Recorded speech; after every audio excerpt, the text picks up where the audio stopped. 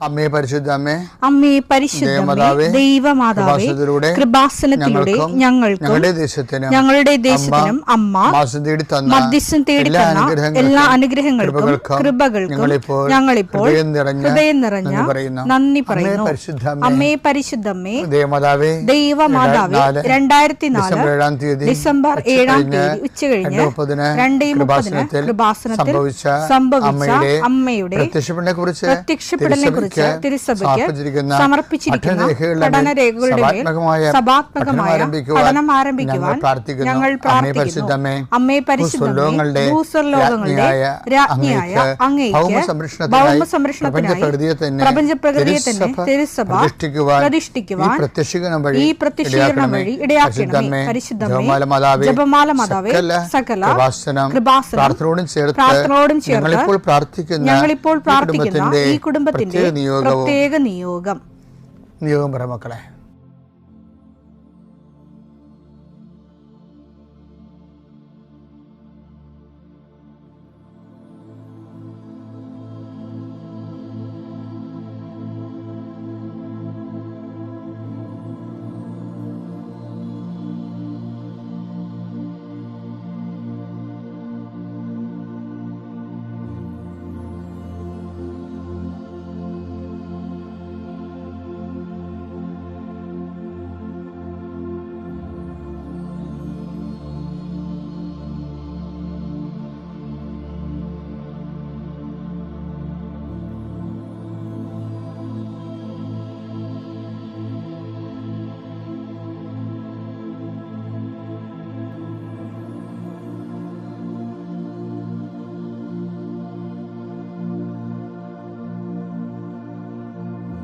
അമ്മയുടെ പ്രത്യക്ഷീകരണത്തിന്റെ ഈ അനുഗ്രഹവേളയിൽ ഞങ്ങൾക്ക് സാധിച്ചു തരുവാൻ കനിയണമേ.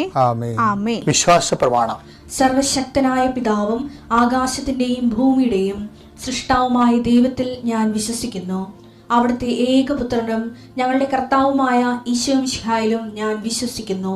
ഈ പുത്രൻ പരിശുദ്ധാത്മാവിനാൽ ഗർഭസ്ഥനായി കന്യകാമറിയത്തിൽ നിന്ന് പിറന്ന് പൊന്തിയോസ് പീലാത്തോസിന്റെ കാലത്ത് പീഡകൾ സഹിച്ച് കുരിശിൽ തറയ്ക്കപ്പെട്ട് മരിച്ച് അടക്കപ്പെട്ട് പാതാളങ്ങളിൽ ഇറങ്ങി മരിച്ചവരുടെ ഇടയിൽ നിന്ന് 3-ാം നാൾ ഉയർത്ത് സ്വർഗത്തിലേക്ക് എഴുന്നള്ളി സർവശക്തിയുള്ള പിതാവായ ദൈവത്തിന്റെ വലതുഭാഗത്തിരിക്കുന്നു.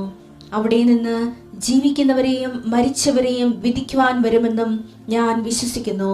പരിശുദ്ധാത്മാവിലും ഞാൻ വിശ്വസിക്കുന്നു. വിശുദ്ധ കത്തോലിക്കാ സഭയിലും പുണ്യവാന്മാരുടെ ഐക്യത്തിലും പാപങ്ങളുടെ മോചനത്തിലും ശരീരത്തിന്റെ ഉയർപ്പിലും നിത്യമായ ജീവിതത്തിലും ഞാൻ വിശ്വസിക്കുന്നു. ആമേൻ. സുഖസ്ഥനായ ഞങ്ങളുടെ പിതാവേ, അങ്ങയുടെ നാമം പൂജിതമാകണമേ. അങ്ങയുടെ രാജ്യം വരണമേ. അങ്ങയുടെ തിരുമനസ് സ്വർഗത്തിലെ പോലെ ഭൂമിയിലും ആകണമേ. അന്നു വേണ്ടുന്ന ആഹാരം ഇന്ന് ഞങ്ങൾക്ക് തരണമേ. ഞങ്ങളോട് തെറ്റ് ചെയ്യുന്നവരോട് ഞങ്ങൾ ക്ഷമിക്കുന്നത് പോലെ ഞങ്ങളുടെ തെറ്റുകൾ ഞങ്ങളോടും ക്ഷമിക്കണമേ. ഞങ്ങളെ പ്രലോഭനത്തിൽ ഉൾപ്പെടുത്തരുതേ, തിന്മയിൽ ഞങ്ങൾ രക്ഷിക്കണമേ. ആമേൻ. നന്മ നിറഞ്ഞ മറിയമേ, സ്വസ്തി. കർത്താവ് അങ്ങയുടെ കൂടെ സ്ത്രീകളിൽ അങ്ങ് അനുഗ്രഹിക്കപ്പെട്ടവളാകുന്നു. അങ്ങയുടെ ഉദരത്തിൻ ഫലമായി ഈശോ അനുഗ്രഹിക്കപ്പെട്ടവനാകുന്നു. പരിശുദ്ധ മറിയമേ, തമ്പുരാന്റെ അമ്മേ, പാപികളായ ഞങ്ങൾക്ക് വേണ്ടി ഇപ്പോഴും ഞങ്ങളുടെ മരണസമയത്തും തമ്പുരാനോട് അപേക്ഷിക്കണമേ. ആമേൻ.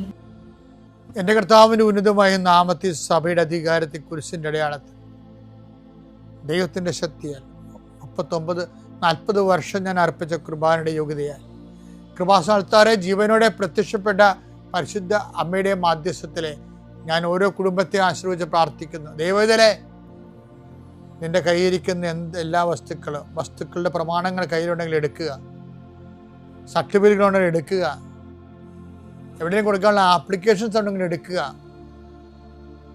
ദൈവത്തിലെ നീ എവിടെയെങ്കിലും പോകുന്നുണ്ടെങ്കിൽ നിന്റെ പാസ്പോർട്ടോ വിസയുടെ കോപ്പിയോ എയർ ടിക്കറ്റോ എന്താണ് നിന്റെ കയ്യിലുള്ളത്, ഇപ്പം എടുക്കുക. ദൈവത്തിലെ എവിടെയെങ്കിലും കൊടുക്കാനുള്ള ആപ്ലിക്കേഷൻസ് ഉണ്ടെങ്കിൽ അത് എടുക്കുക. കൃപാസനം മാതാവിനെ കാണിച്ചുകൊണ്ട് പ്രാർത്ഥിക്കുക. ഞാനിപ്പോൾ നിന്നെ ആശ്രയിച്ച് പ്രാർത്ഥിക്കുക. കർത്താവേ, സിവിൽ പോയിന്റ് കുറഞ്ഞതിൻ്റെ പേര് ജോലി കിട്ടാത്തവരുണ്ട്, ജപ്തിയാകാൻ പോകുന്നവരുണ്ട്. ആ പത്രങ്ങളെല്ലാം രേഖകളെല്ലാം നിന്റെ നാമത്തിൽ ഞാൻ ആശീർവദിക്കാൻ പോവുകയാണ്. കർത്താവ്, രേഖകൾ കയ്യിലില്ല, പക്ഷെ മനസ്സിൽ ആ രേഖ ഓർത്ത് പ്രാർത്ഥിക്കുന്നുണ്ട്.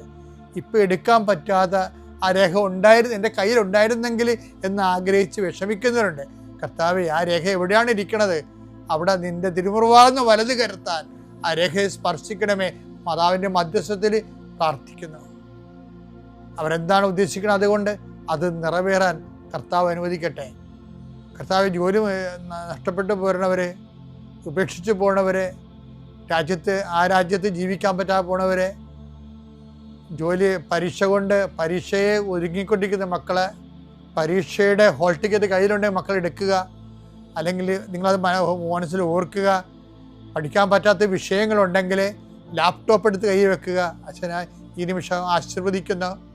എൻ്റെ കർത്താവിൻ്റെ ഉന്നതമായ നാമത്തിൽ, സഭയുടെ അധികാരത്തിൽ, കുരിശിൻ്റെ അടയാളത്തിൽ, ദൈവത്തിൻ്റെ ശക്തിയാൽ നിൻ്റെ എല്ലാ ജീവിത തടസ്സങ്ങളെയും, നീ ആഴ്ച നേരിടാൻ പോകുന്ന മുഴുവൻ ദോഷങ്ങളെ ഈശോനാമത്തിൽ ബന്ധിക്കുന്നു.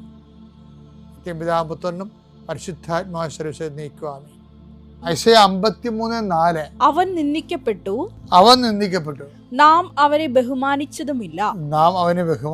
നമ്മുടെ വേദനകളാണ് യഥാർത്ഥത്തിൽ അവൻ വഹിച്ചത്, നമ്മുടെ ദുഃഖങ്ങളാണ് അവൻ ചുമന്നത്. എന്ത് വിഷയത്തിനാല് ഈ ക്രിസ്തുവിൻ്റെ മിശിഹ എന്ന രീതിയിൽ സഹനദാസൻ എന്ന ക്രിസ്തുവിൻ്റെ ദൗത്യ നിർവഹണത്തെക്കുറിച്ച് ഐസയ 700 കൊല്ലം മുമ്പ് നടത്തിയ ഒരു പ്രവചനമാണിത്. അവൻ വഹിച്ചത് കുരിശായി മുൾക്കിയുടെ മരത്തിലാൽ മുറിവായി അവൻ വഹിച്ചത് നമ്മുടെ പാപങ്ങളാണ്, നമ്മുടെ വേദനകളാണ്. പിന്നെ ദൈവത്തിലെ അതുപോലെ തന്നെ പ്രധാനപ്പെട്ടതാണ്. നമ്മൾക്ക് ഇപ്പം എനിക്കാണെങ്കിൽ ഞാൻ ചില സമയത്ത് ഓർക്കുകയെ, ആൾക്കാർ എന്നെക്കുറിച്ച് എന്നാ ധരിക്കും, എന്താണ് എപ്പോഴും രോഗശാന്തി എന്നും പറഞ്ഞ് ആൾക്കാരെ നിൽക്കുന്നുണ്ട്, എല്ലാവരെയും കർത്താവിൻ്റെ നാമത്തിൽ പ്രാർത്ഥിക്കുന്നുണ്ട്. അതുപോലെ തന്നെ എല്ലാവർക്കും വേണ്ടി പ്രാർത്ഥിക്കുകയും കുറേ പേര് അതിൽ അവരുടെ വിശ്വാസബോധം അനുസരിച്ചും ദൈവത്തിൻ്റെ ഇടപെടലനുസരിച്ചൊക്കെ സൗഖ്യപ്പെടുകയും ചെയ്യുന്നുണ്ട്, അത് സാക്ഷ്യം പറയുന്നുണ്ട്. പക്ഷേ എനിക്കാണെങ്കിൽ രോഗം ഒഴുതുങ്ങിയിട്ട് നേരമില്ല, ഞാൻ പ്രാർത്ഥിച്ചു കഴിഞ്ഞിട്ടാണ്. അപ്പോൾ എൻ്റെ വിഷയം എന്ന് പറയുന്നത്, അവൻ്റെ മുറിവിലാണ് നമ്മൾ സൗഖ്യപ്പെട്ടെന്ന് പറയത്തില്ലേ. അപ്പോൾ അവൻ്റെ മുറിവിൽ അതൊരു വചനമാണ്. യെശയ്യാ 53:5 അവന്റെ മേലുള്ള ശിക്ഷ നമുക്ക് രക്ഷ നൽകി, അവന്റെ ക്ഷതങ്ങളാൽ നാം സൗഖ്യം പ്രാപിച്ചു. നമ്മൾ സൗഖ്യം പ്രാപിച്ചു. ഇത് തന്നെ ഇതിൽ നമ്മുടെ 1:10-2:24 1:10-2:24 നമ്മുടെ പാപങ്ങൾ സ്വന്തം ശരീരത്തിൽ വഹിച്ചുകൊണ്ട് അവൻ കുരിശിലേറി. അത് നാം പാപത്തിന് മരിച്ച് നീതിക്കായി ജീവിക്കേണ്ടതിനാണ്. അവന്റെ മുറിവിനാൽ നിങ്ങൾ സൗഖ്യമുള്ളവരാക്കപ്പെട്ടിരിക്കുന്നു. അതാണ് അപ്പം അവന്റെ മുറിവിലാണ് സൗഖ്യം. ഞാൻ ചില സമയത്ത് ഓർക്കും, എന്തുകൊണ്ടാണ് ഇപ്പം എനിക്ക് കിഡ്നി ഡിസീസ് ഉണ്ട്, ഒന്നില്ലെങ്കിൽ ഒരു കാലിലൊരു വ്രണം ഉണ്ടായിട്ട് ഇപ്പോൾ 1.5 മാസമായി, പൊറുക്കണില്ല. രാത്രി ആകുമ്പോൾ കുളിയൊക്കെ ചെയ്യും. അപ്പം ഞാൻ ദൈവത്തോട് ചോദിച്ചിട്ടില്ല എന്തുകൊണ്ടാണ് ഇങ്ങനെ സംഭവിക്കണമെന്ന്. മരുന്ന് കഴിച്ചിട്ടും അതിൻ്റെ വലിയ ഗുണങ്ങളൊന്നുമില്ല. ആ വേദനയും രോഗവും നീർക്കെട്ടലൊക്കെ അങ്ങനെ കഴിഞ്ഞിട്ട് പോകും. അപ്പോൾ നിങ്ങൾക്ക് ഇത് മാത്രമേ ഉള്ളൂ. അങ്ങനെയല്ല, ആൾക്കാർ നിന്നിട്ടുള്ള എല്ലാ കാര്യങ്ങളിലും എപ്പോഴും പലതരത്തിലുള്ള ശരീരവേദനയും പനിയും ഉറക്കമില്ലായ്മയൊക്കെ വരും. ഇതിൻ്റെ വിഷയം എന്ന് പറയണത് പലപ്പോഴും ഈ വൂണ്ടഡ് ഹീലർ എന്ന് പറഞ്ഞൊരു കോൺസെപ്റ്റ് ഉണ്ട്, അതിൽ നിന്ന് എടുത്തതാണ്. എന്ന് വെച്ചാൽ നമ്മൾ അതിൻ്റെ പേയ്മെൻറ്റ് നടത്തണം. ക്രിസ്തുവിൻ്റെ എല്ലാ കാര്യം നമ്മളെ ആക്ച്വലായിട്ട് നമ്മൾ എന്താ സംഭവിക്കണത്, നമ്മളെ വിശ്വാസത്തിൽ മഹാരഹസ്യങ്ങൾ പ്രഖ്യാപിക്കുക എന്ന് പറയുമ്പോൾ നമ്മൾ അവൻ്റെ മരണം ഞങ്ങൾ വിശ്വസിക്കും. മരണം ഞങ്ങൾ പ്രഖ്യാപിക്കുന്നു എന്നല്ലേ പറയണത്. നമ്മൾ കുർബാനയ്ക്ക് എത്രയോ പ്രാവശ്യമാണ് നമ്മൾ മരണം പ്രഖ്യാപിക്കണം. വരെ അറിഞ്ഞിട്ട് പറയണതാണ്. മരണം പ്രഖ്യാപിക്കണത് എങ്ങനെയാണ്? അവൻ്റെ മുറിവ് നമ്മൾ ഏറ്റെടുക്കുമ്പോഴാണ് അവൻ്റെ മരണം നമ്മുടെ ശരീരത്തിൽ പ്രഖ്യാപിക്കണത്. അത് ക്രിസ്ത്യാനി കറക്റ്റായിട്ട് മനസ്സിലാക്കണം. ആ വിഷയം നമ്മൾ മുറിവ് സുഖപ്പെടുത്താനാണ് അവൻ എപ്പോഴും ഉപയോഗിച്ചുകൊണ്ടിരിക്കുന്നത്. പക്ഷെ അതല്ല വിഷയം. പിന്നെ കുറച്ചുകൂടി മച്ചുവറായി കഴിയുമ്പോൾ വിശ്വാസം മച്ചുവരായി കഴിയുമ്പോൾ വേറെ ഒരു തിരിച്ചു വരുന്നത് എന്താണ്? അവൻ്റെ മുറിവ് നമ്മൾ ഏറ്റെടുക്കേണ്ടി വരും. അതിന് അവൻ്റെ മരണം പ്രഖ്യാപിക്കുക എന്ന് പറയും. എന്താണ്? അവൻ എനിക്ക് വേണ്ടി മരിച്ചുവെന്ന് ഞാൻ പ്രഖ്യാപിക്കണേ. അപ്പോൾ ആ പ്രഖ്യാപിക്കുമ്പോൾ അവൻ ആ മരണം നമ്മുടെ ശരീരത്തിൽ സംഭവിക്കുകയും. 2:4 യേശുവിന്റെ ജീവൻ ഞങ്ങളുടെ ശരീരത്തിൽ പ്രത്യക്ഷമാകുന്നതിന് അവിടുത്തെ മരണം ഞങ്ങൾ എല്ലായ്പ്പോഴും ശരീരത്തിൽ സംവഹിക്കുന്നു. ഈ പൗലോസ് അപ്പോസ്തലന് ഗ്യാസ്ട്രിക് അൾസർ ആയിരുന്നു, കുടലിൽ പുണ്ണായിരുന്നു എന്നാണ് അദ്ദേഹത്തിന്റെ ജീവിതമാര് പറയണത്. അപ്പൊ അതിനെക്കുറിച്ച് അദ്ദേഹം പറയണത് എന്താണ്? ഞാൻ അദ്ദേഹത്തിന്റെ ക്രിസ്തുവിന്റെ മരണം സംവഹിക്കുന്നുവെന്ന്. അതായ വിഷയം. പീഡാനുഭവ കാലത്ത് കുറച്ച് വിവരമുള്ള ക്രൈസ്തവരാകാൻ നോക്കണം നമ്മളെ.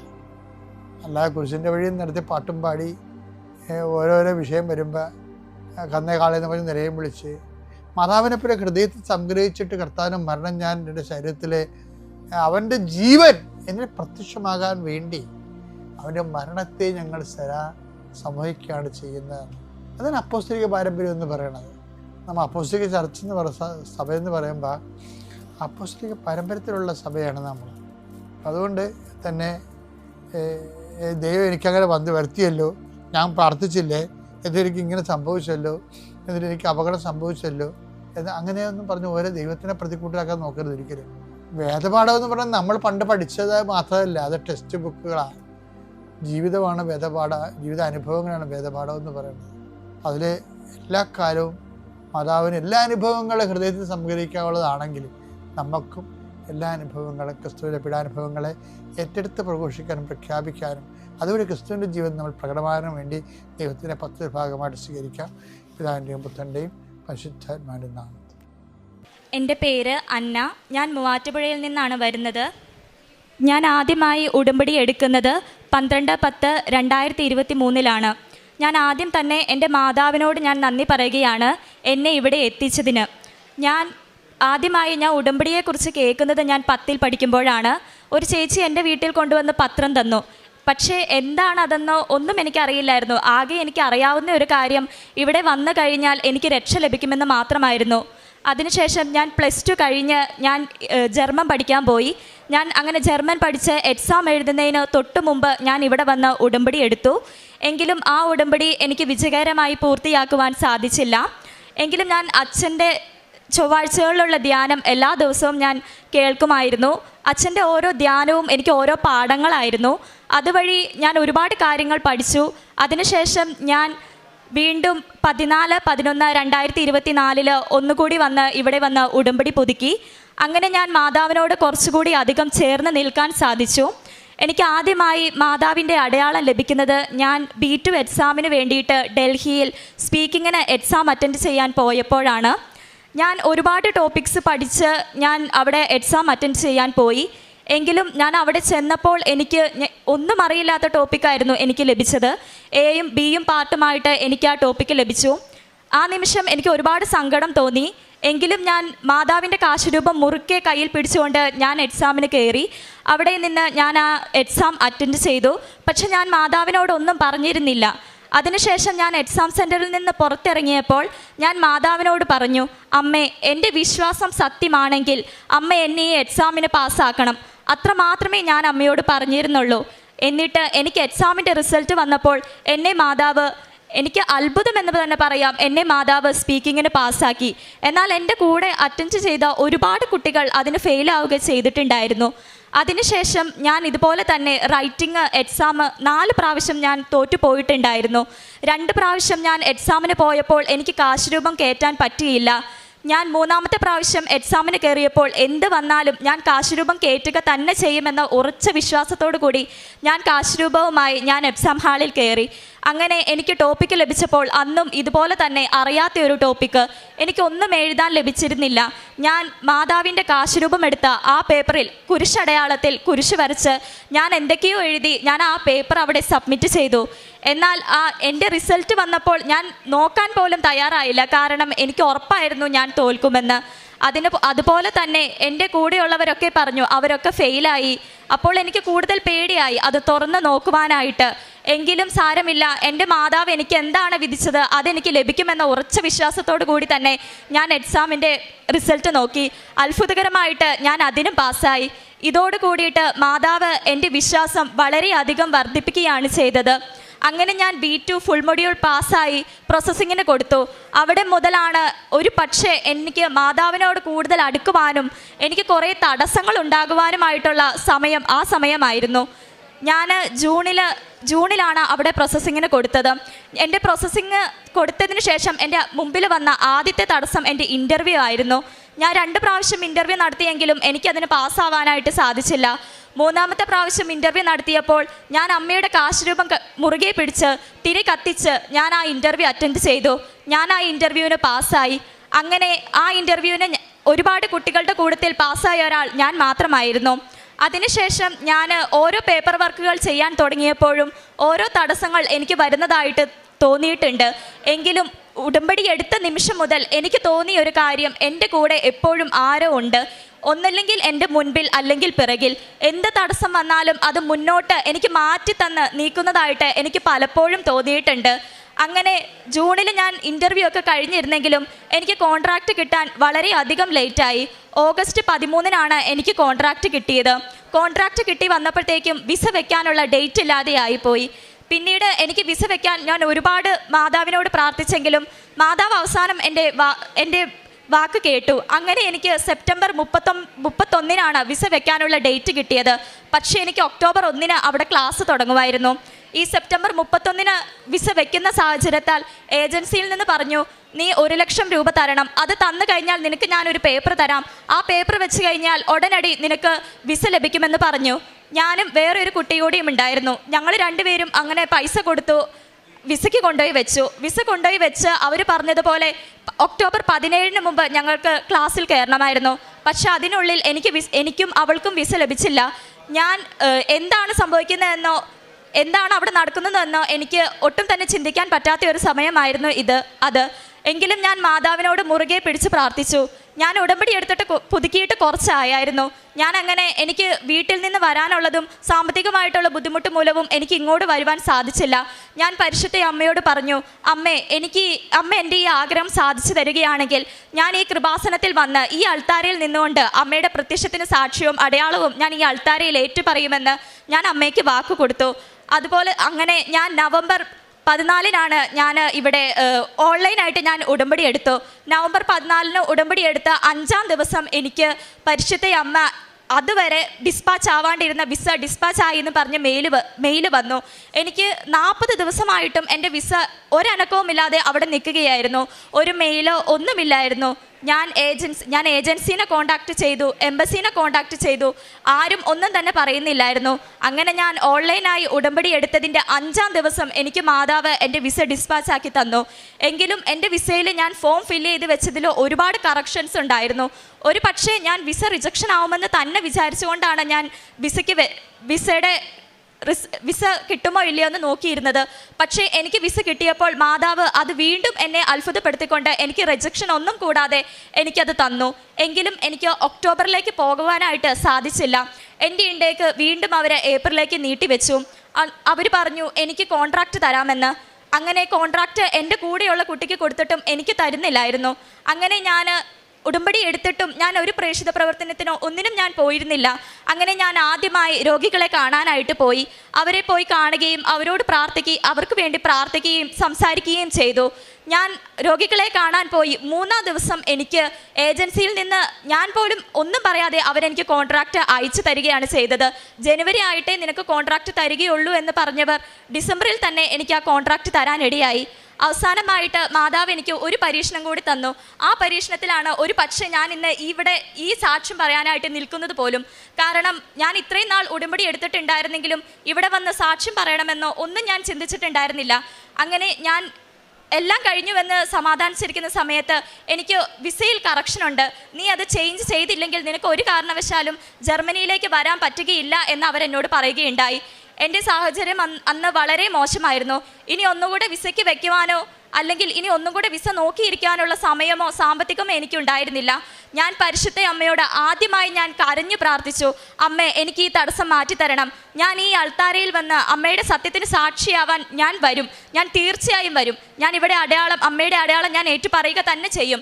എൻ്റെ ഈ ആഗ്രഹം അമ്മ സാധിച്ചു തരണമെന്ന് ഞാൻ മാതാവിനോട് പറഞ്ഞു. ഞാൻ പറഞ്ഞ ഒരാഴ്ചയ്ക്കുള്ളിൽ തന്നെ പരിശുദ്ധ അമ്മ എൻ്റെ ആ തടസ്സം മാറ്റി തന്നു. എന്നോട് ഏജൻസിയിൽ നിന്ന് വിളിച്ചിട്ട് പറഞ്ഞു, നീ ഇവിടെ നിന്നൊന്നും ചെയ്യണ്ട, നമുക്ക് ജർമ്മനിയിൽ തന്നെ എല്ലാം ശരിയാക്കാമെന്ന്. അവർക്ക് തന്നെ അതൊരു അത്ഭുതമാണെന്ന് അവരെന്നോട് പല ആവർത്തി പറയുകയുണ്ടായി. ഇങ്ങനെ പരിശുദ്ധ അമ്മയോടുള്ള എൻ്റെ വിശ്വാസം അധികം വർദ്ധിച്ചത് ഈ ഒരു എൻ്റെ വിസയിലുള്ള കറക്ഷൻ കാരണം തന്നെയാണ്. ഒരു പക്ഷേ മാതാവ് തന്നെയായിരിക്കും എൻ്റെ ഒക്ടോബർ ഇൻടേക്ക് ഏപ്രിൽ ഇൻടേക്കിലേക്ക് മാറ്റിയതെന്ന് ഞാൻ പൂർണ്ണമായും വിശ്വസിക്കുന്നുണ്ട്. കാരണം ഞാൻ മാതാവുമായിട്ട് കൂടുതൽ അടുത്തതും ഇവിടെ സാക്ഷ്യം പറയാൻ വരണം എന്നുമുണ്ടായിരുന്നെങ്കിൽ ഞാൻ ഏപ്രിൽ ഇൻടേക്കിൽ തന്നെ വരണമായിരുന്നു. എന്നെ മാതാവിലേക്ക് കൂടുതൽ അടുപ്പിച്ചതും അമ്മയിലേക്ക് കൂടുതൽ വിശ്വാസത്തിൽ ഉയർത്തിയതും എന്നെ കൃപാസനമാണ്. അതുപോലെ തന്നെ ഞാൻ എനിക്ക് വേണ്ടി മാത്രമാണ് ഇത്രയും നാൾ പ്രാർത്ഥിച്ചിരുന്നതും. എന്നാൽ കൃപാസനം എന്നെ മറ്റുള്ളവർക്ക് വേണ്ടി പ്രാർത്ഥിക്കുവാനും നമ്മുടെ നിയോഗങ്ങൾക്ക് വേണ്ടിയല്ല നമ്മൾ പ്രാർത്ഥിക്കേണ്ടത് എന്നും പഠിപ്പിച്ചു. എന്നെ ഈ നിലയിൽ എത്തിക്കുകയും അതുപോലെ തന്നെ എനിക്ക് ജർമ്മനിയിൽ പോകാൻ എല്ലാ അവസരം നൽകിയ എൻ്റെ മാതാവിനും ആദ്യമായിട്ട് ഈശോയോടും എൻ്റെ അമ്മയോടും കോടാനുകൂടി നന്ദി പറയുന്നു. ഞാൻ ആദ്യമായി കൃപാസനത്തെക്കുറിച്ച് അറിയുന്നത് ഞാനൊരു സെയിൽസ് ഗേളായിരുന്നു. അവിടെ വെച്ചൊരു ചേച്ചി എന്നോട് പറഞ്ഞു, മോളെ നീ കൃപാസനത്തിൽ വരുന്നുണ്ടോ എന്ന്. ഞാൻ പറഞ്ഞു, ചേച്ചി അത് ആലപ്പുഴ ജില്ലയിലാണ്, നീ വരുന്നുണ്ടോ എന്ന് ചോദിച്ചു. അപ്പോൾ ഞാൻ പറഞ്ഞു, ചേച്ചി എത്രയും ദൂരം ഒന്നും യാത്ര ചെയ്യാനുള്ള ശേഷി എനിക്കില്ല. അപ്പോൾ അതെന്താണെന്ന് ചോദിച്ചു. അപ്പോഴും ഞാൻ പറഞ്ഞു, ചേച്ചി എനിക്ക് 40 വർഷമായിട്ട് യാത്ര ചെയ്യുമ്പോൾ ഭയങ്കര ഛർദിലും തലകറക്കവും ക്ഷീണവും ഒക്കെ കാരണം എനിക്ക് പ്രാർത്ഥിക്കാൻ പറ്റില്ല ചേച്ചി എന്ന് പറഞ്ഞു. അപ്പോൾ ചേച്ചി പറഞ്ഞു, ശരി നീ വരണ്ട. അതിനുശേഷം 3-ാം ദിവസം ഞാൻ അമ്മയെ സ്വപ്നം കണ്ടു. അമ്മ എന്നെ ഇവിടേക്ക് വിളിക്കുന്നതായിട്ട്. രാവിലെ എഴുന്നേറ്റു ഞാൻ ചേച്ചിയെ ഫോൺ ചെയ്തു, ചേച്ചി ഞാൻ കൃപാസനത്തിൽ വരുന്നു, എനിക്ക് പോകണം, എന്നെ അമ്മ വിളിച്ചു, എനിക്ക് അമ്മയെ കാണണം. ചേച്ചി പറഞ്ഞു, അതിനെന്താ നമുക്ക് എന്നാന്ന് വെച്ചാൽ പോവാൻ മുളയെന്ന് പറഞ്ഞു. അതിൻ്റെ 2-ന് ഞാനിവിടെ വന്നു. 2024 ഞാനിവിടെ വരുന്നത്. അപ്പോൾ ഇവിടെ വന്നു, അമ്മയെ കണ്ടു, പ്രാർത്ഥിച്ചു, എല്ലാം പോയി. വീട്ടിൽ ചെന്നപ്പോഴേ ഞാൻ ആലോചിക്കുന്നത്, ഞാൻ ഛർദ്ദിച്ചതേ ഇല്ല. ഈ 40 വർഷം കൊണ്ട് ഞാൻ ഛർദിലോടുകൂടി ബുദ്ധിമുട്ടിയിരുന്നൊരു വ്യക്തിയാണ്. ആ ഛർദിൽ അമ്മ പൂർണ്ണമായി എടുത്ത് കളഞ്ഞു. ഇന്ന് വന്നപ്പോഴും ഞാൻ ഛർദ്ദിച്ചിട്ടില്ല. പിന്നെ ഇതുവരെയും അങ്ങനെ ഒരു ബുദ്ധിമുട്ട് എനിക്കുണ്ടായില്ല. അതുകൊണ്ട് എനിക്ക് എൻ്റെ അമ്മയോട് കോടാനുകൂടി നന്ദിയുണ്ട്. അതുപോലെ കഴിഞ്ഞ ഒരു ദിവസം എനിക്ക് നമുക്ക് യൂട്രസിനകത്ത് പീരീഡ്സ് സമയമാകുമ്പോൾ നല്ല വയറുവേദനയും അതിശക്തമായ ബ്ലീഡിങ്ങും ആയിരുന്നു, നടുവേദനയും. ഞാൻ അങ്ങനെ ഒരു ഗൈനക്കോളജിയെ കണ്ടു. അപ്പോൾ ഡോക്ടർ പറഞ്ഞൊരു സ്കാൻ എടുത്തപ്പോൾ എൻഡോമെട്രിയം നല്ല കട്ടി കൂടിപ്പോയി. ഇതിനകത്തുനിന്ന് ഡിയാൻസി ചെയ്യുകയും ചെയ്യണം, ബയോപ്സിക്ക് അയക്കുകയും ചെയ്യണമെന്ന് പറഞ്ഞു. എനിക്കിത് കേട്ടപ്പോൾ ഭയങ്കര ഭയമായിരുന്നു. ഞാൻ വീട്ടിൽ വന്നു, അമ്മ എടുത്ത് പറഞ്ഞു, കരഞ്ഞു. എൻ്റെ വയറ്റിൽ തൈലം തൊട്ട് ഞാൻ കുരിശ് വരച്ച് പ്രാർത്ഥിച്ചു. അമ്മയല്ലാതെ എനിക്ക് വേറെ ആരുമില്ല ആശ്രയം, അമ്മയാണ് എൻ്റെ ജീവിതത്തിലെ ആശ്രയം.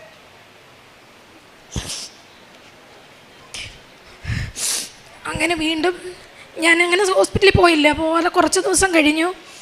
ഞാൻ എന്നിട്ട് വീണ്ടും ഒരു സ്കാൻ എടുത്തപ്പം വേറൊരു ഡോക്ടറെ പോയി കണ്ടു. ഡോക്ടർ പറഞ്ഞു, വേണ്ട, നിനക്കിതിന് ആവശ്യമില്ല, നീ ഇപ്പോൾ ഡിയാൻസി ചെയ്യുകയും വേണ്ട, നിനക്ക് ബയോപ്സിക്ക് അയക്കേണ്ട യാതൊരു പ്രശ്നങ്ങളും ഇല്ല എന്ന് പറഞ്ഞു. അവിടെയും എൻ്റെ അമ്മ എൻ്റെ കൂടെ നിന്നു, എന്നെ സഹായിച്ചു. അത് കഴിഞ്ഞ്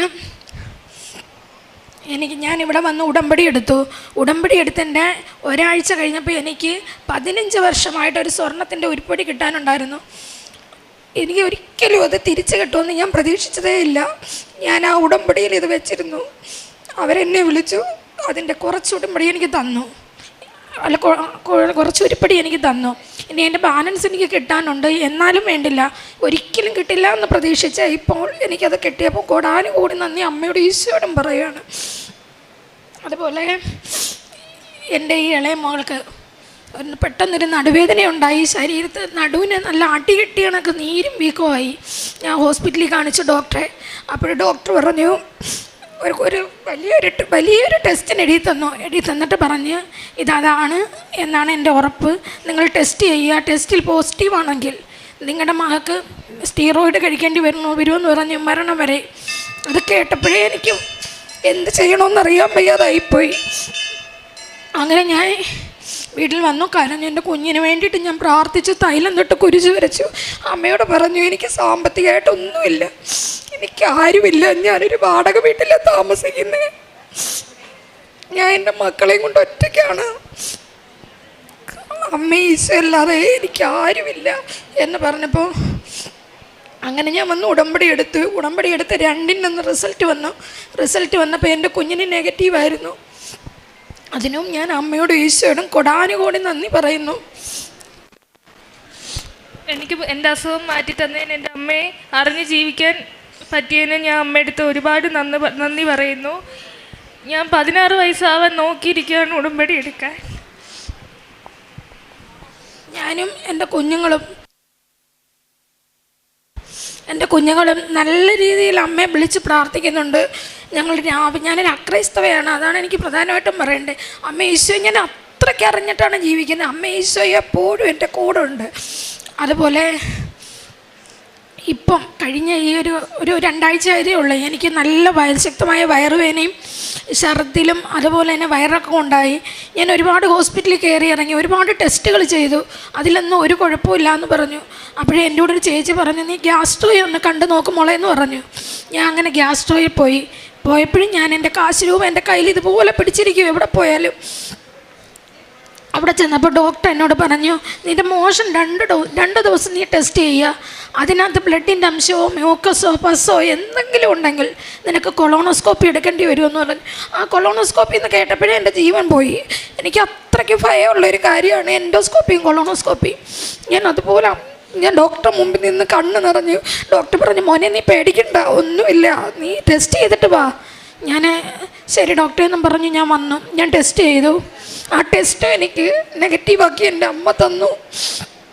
ഡോക്ടറെ അടുത്ത് ചെന്നു. ഡോക്ടർ എന്നോട് പറഞ്ഞു, നീ രക്ഷപ്പെട്ടല്ലോടാ, നിൻ്റെ അസുഖം മാറിയല്ലോ, നിനക്കിപ്പം കുഴപ്പമൊന്നും ഇല്ലല്ലോ, നിനക്ക് ബ്ലഡിനകത്ത് മോഷനകത്ത് യാതൊരു പ്രശ്നവും ഇല്ലല്ലോ എന്ന് എന്നോട് പറഞ്ഞു. അപ്പോഴും ഞാൻ എൻ്റെ അമ്മയെടുത്ത് കാണിച്ചു. എൻ്റെ അമ്മയാണ് എനിക്ക് അഭയം. എൻ്റെ അമ്മ കഴിഞ്ഞുള്ള ആരും എൻ്റെ കൂടെ എപ്പോഴും ഉണ്ട്. അമ്മയില്ലാത്തൊരു ജീവിതമില്ല. എനിക്ക് എപ്പോഴും എൻ്റെ അമ്മ അറിഞ്ഞു അമ്മ ഈശോയെ ചേർത്ത് നിർത്തി മുമ്പോട്ട് പോകാൻ ആഗ്രഹം. അതുപോലെ ഞങ്ങൾക്കൊരു പ്രാർത്ഥനാ ഗ്രൂപ്പുണ്ട്. ഞങ്ങളൊരു 16 പേര് ചേർന്നത് ഞങ്ങൾ തിരുവനന്തപുരം, ചെങ്ങന്നൂർ, അതുപോലെ തന്നെ അഞ്ചൽ, കൊല്ലം, അങ്ങനെ ഒരുപാടടുത്ത് ചേർന്ന് ഞങ്ങൾ 16 പേര് ചേർന്ന് പ്രാർത്ഥനാ ഗ്രൂപ്പ്, മരിയൻ ഗ്രൂപ്പ് എന്നും പറഞ്ഞുകൊണ്ട് ആ ഗ്രൂപ്പിൽ രാത്രി 8 മണിയാവുമ്പോൾ ഞങ്ങളെല്ലാവരും കയറും, ജപമാല പിടിക്കും. ഒരു ദിവസം പോലും മുടങ്ങത്തില്ല. കുറഞ്ഞത് ഒരു 15 പേരെങ്കിലും അതിനകത്ത് കാണും. 15 അല്ലെങ്കിൽ 10 ഇത്രയും പേര് വരാൻ പറ്റുന്നവരെല്ലാം വന്ന് ആ ജപമാല പിടിക്കുന്നുണ്ട്. അതുപോലെ ഞങ്ങൾ അഖണ്ഡ ജപമാല ഓരോരുത്തരുടെയും വീട്ടിൽ ഓരോ മാസം ആദ്യം ഒരു ദിവസം ഞങ്ങൾ നടത്താറുണ്ട്. അതുപോലെ ബാക്കിയുള്ളവർക്കൊക്കെ അസുഖങ്ങളോ കാര്യങ്ങളോ എന്തെങ്കിലും പറഞ്ഞാൽ ഞങ്ങളെല്ലാവരും ഒത്തുകൂടി ആ വീട്ടിൽ ഇരുന്ന് ജപമാല പിടിക്കുകയും കരണക്കൊന്ത പിടിക്കുകയും കുരിശിൻ്റെ വഴി ചെയ്യുകയും എല്ലാം ഞങ്ങൾ ചെയ്യുന്നുണ്ട്. നല്ല രീതിയിൽ ആ പ്രാർത്ഥനാ ഗ്രൂപ്പ് മുമ്പോട്ട് പോയിക്കൊണ്ടിരിക്കുകയാണ്. അതുപോലെ തന്നെ അതിനകത്ത് നമ്മൾ പ്രേക്ഷിതം ചെയ്യുന്നുണ്ട്, കാരുണ്യ പ്രവർത്തികൾ ചെയ്യുന്നുണ്ട്. അതുപോലെ തന്നെ ഞാൻ പ്രേക്ഷിതം ചെയ്യുന്നതെന്ന് പറയാം, ഞാൻ ഒരു ദിവസം ഞാൻ ഹോസ്പിറ്റലിൽ കിടന്ന് കഫക്കെട്ടായിട്ട്, അപ്പോഴും അവിടെ ഒരു 10 വയസ്സുള്ളൊരു കുഞ്ഞ് ഭയങ്കര ഛർദിലായിട്ട് ഒരു തുള്ളി വെള്ളം പോലും കുടിക്കാൻ പറ്റില്ല. ആ സമയത്ത് ആ കുഞ്ഞിൻ്റെ ഛർദിൽ കേട്ട് എനിക്ക് ശ്വാസം മുട്ടലായിട്ട് കിടക്കും. എനിക്കിത് കേൾക്കുമ്പോൾ തോറും വെപ്രാളം കയറുക. ഞാൻ അമ്മയെ വിളിച്ചിരുന്ന് കരഞ്ഞു, അമ്മയെ ആ കുഞ്ഞിൻ്റെ അസുഖം ഒന്ന് മാറ്റി കൊടുക്കുമ്പോൾ എനിക്ക് കണ്ടും കേട്ടും നിൽക്കാൻ വയ്യ എന്ന് പറഞ്ഞ് ഞാൻ സത്യം പറഞ്ഞ് ഞാൻ കരച്ചിലായിരുന്നു. അപ്പോഴും അവിടെ 2 ആ കുഞ്ഞിനെ സ്കാൻ ചെയ്തപ്പോൾ അതിൻ്റെ കുടലിനകത്ത് കുരുക്കളുണ്ട്. അതിന് ഭാഗമായിട്ടാണ് നിങ്ങൾ എത്രയും പെട്ടെന്ന് SAT കൊണ്ടുപോകാൻ അവരോട് പറഞ്ഞു. ആ കുഞ്ഞിൻ്റെ അമ്മ കരഞ്ഞുകൊണ്ട് ഓടുന്ന കണ്ടുകൊണ്ട് ഞാൻ ചോദിച്ചു എന്ത് പറ്റി? അന്നേരം അവർ പറഞ്ഞു, ഇതണക്ക് കുഞ്ഞിനെ SAT കൊണ്ടുപോകാൻ പറഞ്ഞു മോളെന്ന് പറഞ്ഞു. അപ്പോഴും ഞാൻ പറഞ്ഞു, അവരും ഒരു അക്രൈസ്തവയാണ്, അപ്പോഴും ഞാൻ ചോദിച്ചു, ചേച്ചി ഞാൻ കൃപാസനത്തിൻ്റെ ഒപ്പിച്ചിരി ഞാൻ കൊടുത്തോട്ടെ മോനെന്ന് ചോദിച്ച്, കൊടുക്കുമോളെ എന്ന് പറഞ്ഞു. ഞാൻ അങ്ങനെ വിശ്വാസ പ്രമാണം ചൊല്ലി ആ കുഞ്ഞിന് കൊടുത്തു. അതിനുശേഷം ആ കുഞ്ഞിനെ ഒരു ഹോസ്പിറ്റലിലും കൊണ്ടുപോകേണ്ടി പറ്റിയില്ല. അതിന് ഛർദിലും നിന്നു, അതിന് സുഖമായി. അവരിപ്പോഴും എന്നെ വിളിച്ച് എവിടെ വെച്ച് കണ്ടാലും വലിയ കാര്യമോ ചേച്ചി കൊടുത്ത ഉപ്പിൻ്റെ ഫലം. ഞാൻ പറഞ്ഞു ഒരിക്കലും അല്ല, ഇതെല്ലാം അമ്മയുടെ അനുഗ്രഹമാണ്, എൻ്റെ കൃപാസന അമ്മയാണ് നിങ്ങളെ തൊട്ടതും നിങ്ങളുടെ മോനെ തൊട്ടതും, അല്ലാതെ ഒരിക്കലും എൻ്റെ യോഗ്യതയല്ല എന്ന് ഞാൻ പറയുമായിരുന്നു. അതുപോലെ തന്നെ എൻ്റെ ഒരു കൂട്ടുകാരി സിന്ധു എന്നും പറഞ്ഞുകൊണ്ടുണ്ട്. കൂട്ടുകാരി മാത്രമല്ല, എൻ്റെ ഒരു കൂടപ്പിറപ്പായിട്ട് ഞാൻ കാണുന്നത് എൻ്റെ ചേച്ചിയാണ്. എനിക്കെല്ലാം പറഞ്ഞു തരുന്ന കൃപാസനത്തിനെ കുറിച്ചെല്ലാം പറഞ്ഞു തരികയും പ്രാർത്ഥനയിൽ എന്നെ ഒരുപാട് മുമ്പോട്ട് കൊണ്ടുവരികയും ചെയ്തത് ആ ചേച്ചി മാത്രമാണ്. ആ ചേച്ചി ഇല്ലെങ്കിൽ ഇന്ന് എനിക്കിവിടെ നിൽക്കാൻ കഴിയില്ല. കൃപാസനം എന്താണെന്ന് എനിക്ക് മനസ്സിലാക്കാൻ കഴിയില്ല. പ്രാർത്ഥന എങ്ങനെയാണെന്നറിയത്തില്ല. ഞാൻ 2 വർഷം ഈ കൃപാസനത്തിൽ വന്നു, അമ്മയെ പ്രാർത്ഥിച്ചു, അമ്മ ഈശോയെ അറിഞ്ഞതിന് ശേഷമാണ് ഞാൻ ഇപ്പോഴാണ് ഉടമ്പടി എടുത്തത്. കഴിഞ്ഞ ഡിസംബർ 17-ാം തീയതിയാണ് ഞാൻ ഉടമ്പടി എടുത്തത്. അതുകൊണ്ട് എനിക്ക് ഒരുപാട് ആത്മീയമായിട്ട് മുമ്പോട്ട് വരാനും ഈശോയെ അമ്മയെ അറിയാനും കഴിഞ്ഞിട്ടുണ്ട്. ഇനിയും അങ്ങനെ തന്നെ ജീവിക്കണമെന്നാണ് എനിക്ക് ആഗ്രഹം. അതുപോലെ അമ്മയുടെ പ്രത്യക്ഷീകരണത്തിന് ആക്കിയതിനും എനിക്ക് ഒരുപാട് നന്ദി ഈശോയോടും അമ്മയോടും ഉണ്ട്. അതുപോലെ ഞാൻ പത്രം പ്രേക്ഷിതം ചെയ്യും. ഞാൻ ഉടമ്പടി എടുക്കുന്നതിന് മുമ്പേ ഞാനത് ചെയ്യാറുണ്ട്. ഞാനതുപോലെ തന്നെ കാരുണ്യപ്രവൃത്തി ചെയ്യുമെന്ന് പറയാം. ഏതെങ്കിലും പേഷ്യൻസ് ഹോസ്പിറ്റലിലൊക്കെ പോകുമ്പം വയ്യാഴിക കണ്ടു കഴിഞ്ഞാൽ അവരുടെ കൂടെ ആരുമില്ലാന്ന് കണ്ടു കഴിഞ്ഞാൽ പ്രായമുള്ളവരെ വിളിച്ചുകൊണ്ട് പോയി അവർക്ക് വേണ്ടുന്ന ഹെൽപ്പെല്ലാം ചെയ്തു കൊടുക്കും. അതുപോലെ ആഹാരം വേണമെന്ന് ആരെങ്കിലും ചോദിച്ചാൽ ഞാൻ അപ്പോഴേ അവർക്ക് ആഹാരം മേടിച്ച് കൊടുക്കുകയും ഒരു പക്ഷേ ഞാൻ പൈസ കൊടുക്കുകയും അങ്ങനെ എന്നെ കൊണ്ട് പറ്റുന്ന രീതിയിൽ. ഒരുപാട് സാമ്പത്തികമുള്ള ആളൊന്നും അല്ല ഞാൻ, എന്നാലും എൻ്റെ സാമ്പത്തികത്തിൽ വെച്ചുകൊണ്ട് തന്നെ ഞാൻ അങ്ങനെയൊക്കെ ചെയ്യാറുണ്ട്. പൊതിച്ചോറ് കൊടുക്കും. പത്രം ഞാൻ പ്രേക്ഷിതം ചെയ്യുന്ന റോഡ് തീളം നടന്ന് ഓരോരുത്തർക്കും കൊടുക്കും. ഒരുപാട് പേര് നിഷേധിക്കും, എന്നാലും ഞാൻ വേണ്ട സാരമില്ല എന്ന് പറഞ്ഞ് ഞാൻ കൊടുത്ത് അമ്മയെ ഈശോയെ കുറിച്ച് പറഞ്ഞ് എൻ്റെ സാക്ഷ്യങ്ങളും പറഞ്ഞാണ് ഞാൻ അവർക്ക് കൊടുക്കുന്നത്. ഈശോയ്ക്കും അമ്മയ്ക്കും കോടാനുകോടി നന്ദി പറയുന്നു. ഈശോ മിശിഹായ്ക്ക് സ്തുതിയായിരിക്കട്ടെ. പരിശുദ്ധ അമ്മ ജീവനോടെ പ്രത്യക്ഷപ്പെട്ട ഈ ആൾത്താരയിൽ അമ്മയുടെ പ്രത്യക്ഷീകരണത്തിന് സാക്ഷിയായി എന്നെ എൻ്റെ കുടുംബത്തെയും ഉയർത്തിയതിന് നന്ദി പറയാനാണ് ഞാനിവിടെ നിൽക്കുന്നത്. എൻ്റെ പേര് മിനി ജോയി. ഞാൻ കൊല്ലം ജില്ലയിലെ പുനലൂരിൽ നിന്നാണ് വരുന്നത്. അമ്മയും ഈശോയും എനിക്ക് തന്ന അനുഗ്രഹത്തിന് നന്ദി പറഞ്ഞുകൊണ്ട് ഞാൻ 13 വർഷമായിട്ടൊരു ഭവനത്തിന് വേണ്ടി ആഗ്രഹിക്കുകയായിരുന്നു. ഞങ്ങൾക്കൊരു പഴയ വീടുണ്ടായിരുന്നു, അത് നശിച്ചു പോയി. ഞങ്ങൾ 7 വർഷമായിട്ട് വാടകയ്ക്കായിരുന്നു താമസിച്ചുകൊണ്ടിരുന്നത്. പരിശുദ്ധ അമ്മയുടെ സന്നിധിയിൽ വന്ന് നന്ദി പറഞ്ഞതിൻ്റെ ഫലമായിട്ട് എനിക്കൊരു ഭവനം കിട്ടി. ഈ കൃപാസനത്തെക്കുറിച്ച് ഞാൻ അറിയുന്നത് അക്രവസ്ഥയായ ഒരു മകൾ, ഞങ്ങളുടെ വീടിൻ്റെ അടുത്തുള്ള ഒരു മകളുടെ വീട്ടിൽ നിന്ന് സന്ധ്യയ്ക്ക് ജപമാല ചൊല്ലുന്നത് ഞാൻ കേട്ടു. അപ്പം അവർ ജപമാല തുടർന്നുകൊണ്ടേ ഇരിക്കുമായിരുന്നു. അപ്പം ഞാൻ കുറേ നേരം അവിടെ നിന്ന് കേട്ടപ്പം എനിക്ക് എന്തോ ഒരു ഇത് തോന്നി. അപ്പം അവർ നിർത്തുന്നില്ല. അപ്പം ഞാൻ അങ്ങ് വീട്ടിൽ പോയി. തിരിച്ച് പിറ്റേന്ന് രാവിലെ വന്ന് ഞാൻ ചോദിച്ചു, നിങ്ങളെങ്ങനെ ഇത് പഠിച്ചതെന്ന് ചോദിച്ചു. അപ്പോൾ എന്നോട് പറഞ്ഞു, ആലപ്പുഴയിൽ കൃപാസനം എന്ന് പറയുന്ന ഒരു പള്ളിയുണ്ട്, അവിടെ മാതാവ് പ്രത്യക്ഷപ്പെട്ടതാണ്, അവിടെ പോയി നിങ്ങൾക്ക് വേണ്ടി ഒരു വീട് ചോദിക്കാൻ പറഞ്ഞു. അപ്പം ഞാൻ പറഞ്ഞു, എനിക്ക് കൃപാസനമൊന്നോ ആലപ്പുഴ എന്ന് പറയുന്ന ഒരു സ്ഥലമൊന്നും, ഞാൻ പണ്ട് ചെറുപ്പത്തിലേ അങ്ങോട്ട് ഈ ആലപ്പുഴ വന്നിട്ടുണ്ട്, എനിക്കറിയത്തില്ല അന്ന് പോയി വരുന്ന ഒരു സ്ഥലമാണെന്നൊന്നും. അപ്പം എനിക്ക് ഭയങ്കര ആഗ്രഹം ഇവിടെ വരണമെന്ന്. അപ്പോൾ അങ്ങനെ ആഗ്രഹിച്ചിരുന്നപ്പം എൻ്റെ ഒരു കസിൻ സിസ്റ്റർ, ഞങ്ങൾ 14 വർഷമായി ഞാനുമായിട്ട് കോണ്ടാക്റ്റ് ഉണ്ടായിട്ട്. അപ്പോൾ എൻ്റെ കസിൻ സിസ്റ്റർ ഒരു ദിവസം എന്നെ വിളിച്ചിട്ട്, കാരണം എനിക്കറിയില്ല, അതൊരു അമ്മയുടെ പ്രചോദനം തന്നെയാണ്. അവൾ എന്നെ വിളിച്ചിട്ട് ചോദിച്ചു, ഒന്നും ചോദിച്ചില്ല, നീ കൃപാസനത്തിൽ പോകാൻ വരുന്നോ എന്ന് ചോദിച്ചു. അപ്പം ഞാൻ പറഞ്ഞു, എനിക്ക് വണ്ടിക്കൂലിക്കൊന്നും പൈസ ഇല്ല എന്ന് പറഞ്ഞു. അപ്പം പറഞ്ഞു, നീ എനിക്കൊന്നും തരണ്ട, ഞങ്ങൾ അവിടെ പോയി ഉടമ്പടി എടുത്തതിൻ്റെ ഫലമായിട്ട് അവളുടെ മകൾക്ക് UK അവിടെ ജോലിയായി. ആ മകളുടെ ആദ്യ ശമ്പളത്തിൽ നിന്ന് അവരൊരു മിനി ട്രാവൽ വിടുന്നുണ്ട്, കുറച്ച് പേരെ കൊണ്ടുപോകുന്നു, നീ എനിക്കൊരു പൈസയും തരണ്ട, നീ വരുന്നോ എന്ന് ചോദിച്ചു. എനിക്ക് ഭയങ്കര സന്തോഷമായി. അപ്പോൾ 5:30 മണിക്ക് ഇന്ന സ്ഥലത്ത് ചെല്ലാൻ പറഞ്ഞു. ഞാൻ അവിടെ ചെന്നു. ഞങ്ങൾ അവിടുന്ന് ആ ബസ്സിനകത്ത്, അന്ന് ഞാൻ 2024 ഒക്ടോബർ 2-ാം തീയതിയാണ് ഇവിടെ വരുന്നത്. അപ്പോൾ ഇവിടെ വന്ന ഫ്രണ്ട് നമ്മളൊരു പള്ളിയെക്കുറിച്ചൊക്കെ കേൾക്കുമ്പം എൻ്റെ മനസ്സിലൊരു പള്ളി എന്നൊക്കെ ഉദ്ദേശിക്കുന്നത് ഒന്നീ സ്റ്റെപ്പ് കയറി പോകുന്ന ഒരു പള്ളിയായിരിക്കും, അല്ലെങ്കിൽ ഇറങ്ങി വരുന്ന ഒരു പള്ളിയായിരിക്കും. ഇങ്ങനെയൊക്കെ ഒരു മനസ്സിലൊരു സങ്കല്പം കൊണ്ടാണ് ഞാൻ ഇവിടെ വരുന്നത്. ഇവിടെ വന്നപ്പം ഒരു ചാപ്പൽ പോലെ എനിക്ക് തോന്നി. ഇപ്പോൾ എനിക്ക് എന്തോ ആ മാതാവിൻ്റെ ഫ്രണ്ട് കയറിയപ്പോഴേ എനിക്കൊരു കുളിര് പോലെ തോന്നി. എൻ്റെ കൂടെ വന്നവരോ ഈ കസിൻ സിസ്റ്ററോ ഒന്നും എന്നോട് ആരും മിണ്ടാതെയാണ് കൃപാസനത്തെക്കുറിച്ച് ഒന്നും സംസാരിക്കാതാണ് ഞങ്ങൾ വണ്ടി വന്നത്. കാരണം അവരൊക്കെ ഉപവാസത്തിലായിരുന്നു, എനിക്കറിയില്ലായിരുന്നു. അപ്പോൾ ഇവിടെ വന്നപ്പം ഫ്രണ്ടിൽ ഇവിടെ വന്ന് ഇന്നപ്പോൾ എന്നോട് ചോദിച്ചു, നീ ഉടമ്പടി എടുക്കുന്നുവെന്ന്. അപ്പോൾ ഈ അക്രവസ്ഥയായ ആ കുട്ടി എന്നോട് ഉടമ്പടിയെക്കുറിച്ചൊന്നും പറഞ്ഞില്ല, നിങ്ങളവിടെ പോകണമെന്നേ പറഞ്ഞോളൂ. അപ്പോൾ ഉടമ്പടി എടുക്കുന്നുവെന്ന് ചോദിച്ചപ്പോൾ ഞാൻ പറഞ്ഞ ഉടമ്പടി എടുക്കുന്നു, ഒറ്റ വാക്ക്. എന്നോട് പറഞ്ഞ് ടോക്കൺ എടുത്ത് മേളിൽ പോയി അച്ഛൻ്റെ ക്ലാസ് കേട്ടപ്പോൾ എനിക്ക് പ്രത്യേകിച്ച് ഒന്നും തോന്നിയില്ല.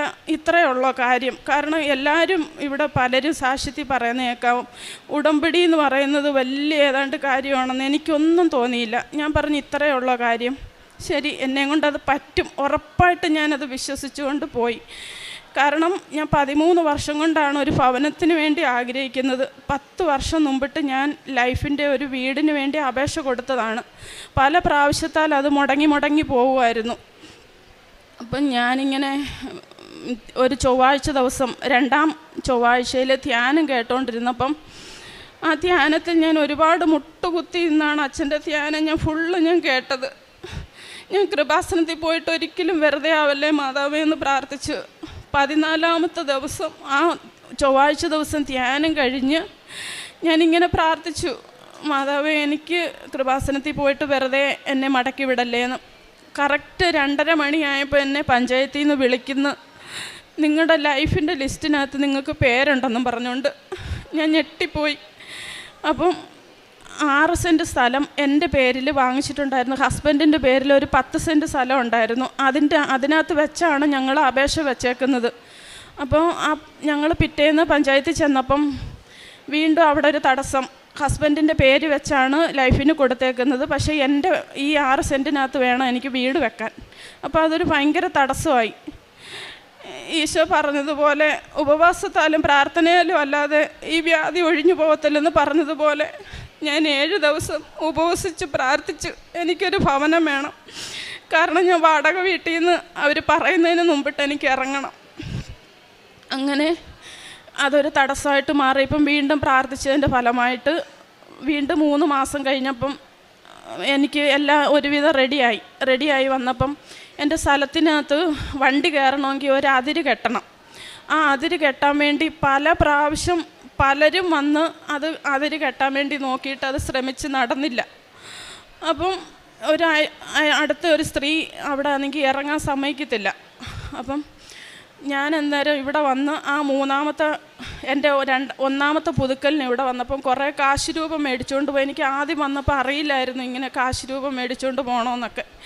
അപ്പോൾ കാശ് രൂപം ഞാൻ മേടിച്ചുകൊണ്ട് പോയിട്ട് ആ ഒരു കാശ് രൂപവും ഉപ്പും ഇവിടുത്തെ മണലും കൂടെ കൊണ്ടുപോയി ഞാൻ അവിടെ കൊണ്ടുവന്നിട്ട് ആ അതിരിൻ്റെ അടുത്ത് കൊണ്ടുപോയി പ്രാർത്ഥിച്ചിട്ട് ഞാൻ പറഞ്ഞു, എനിക്കിത് ഒരു തടസ്സവും കൂടാതെ ഇത് കെട്ടിയെടുത്ത് തരണമെങ്കിലേ എൻ്റെ മുറ്റത്ത് വണ്ടി കയറത്തുള്ളൂ, അല്ലെങ്കിൽ എല്ലാ സാധനങ്ങളും ചുമന്നുകൊണ്ട് വരണം. എനിക്കറിയില്ല, വെറും 7 ദിവസം കൊണ്ട് ഈ ഞങ്ങൾക്ക് വസ്തു തന്ന ആൾ കയറും കെട്ടി കല്ലും കുഴിച്ചിട്ടിട്ടായിരുന്നു പോയത്.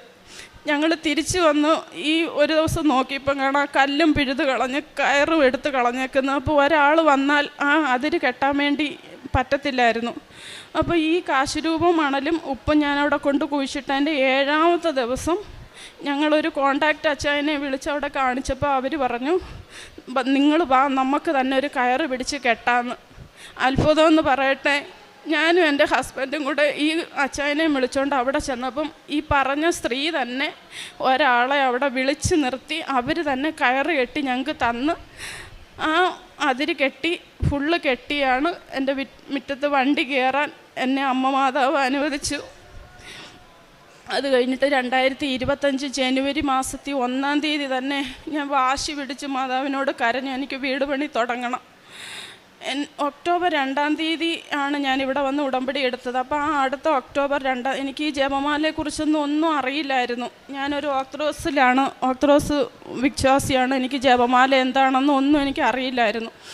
അപ്പം 2025 ജനുവരി 1-ാം തീയതി തന്നെ എനിക്കൊരു ഭയങ്കര ഒരു വിശ്വാസമായിരുന്നത്. ആ ജനുവരി 1-ാം തീയതി തന്നെ എൻ്റെ വീടിൻ്റെ പണി തുടങ്ങി കഴിഞ്ഞിട്ട്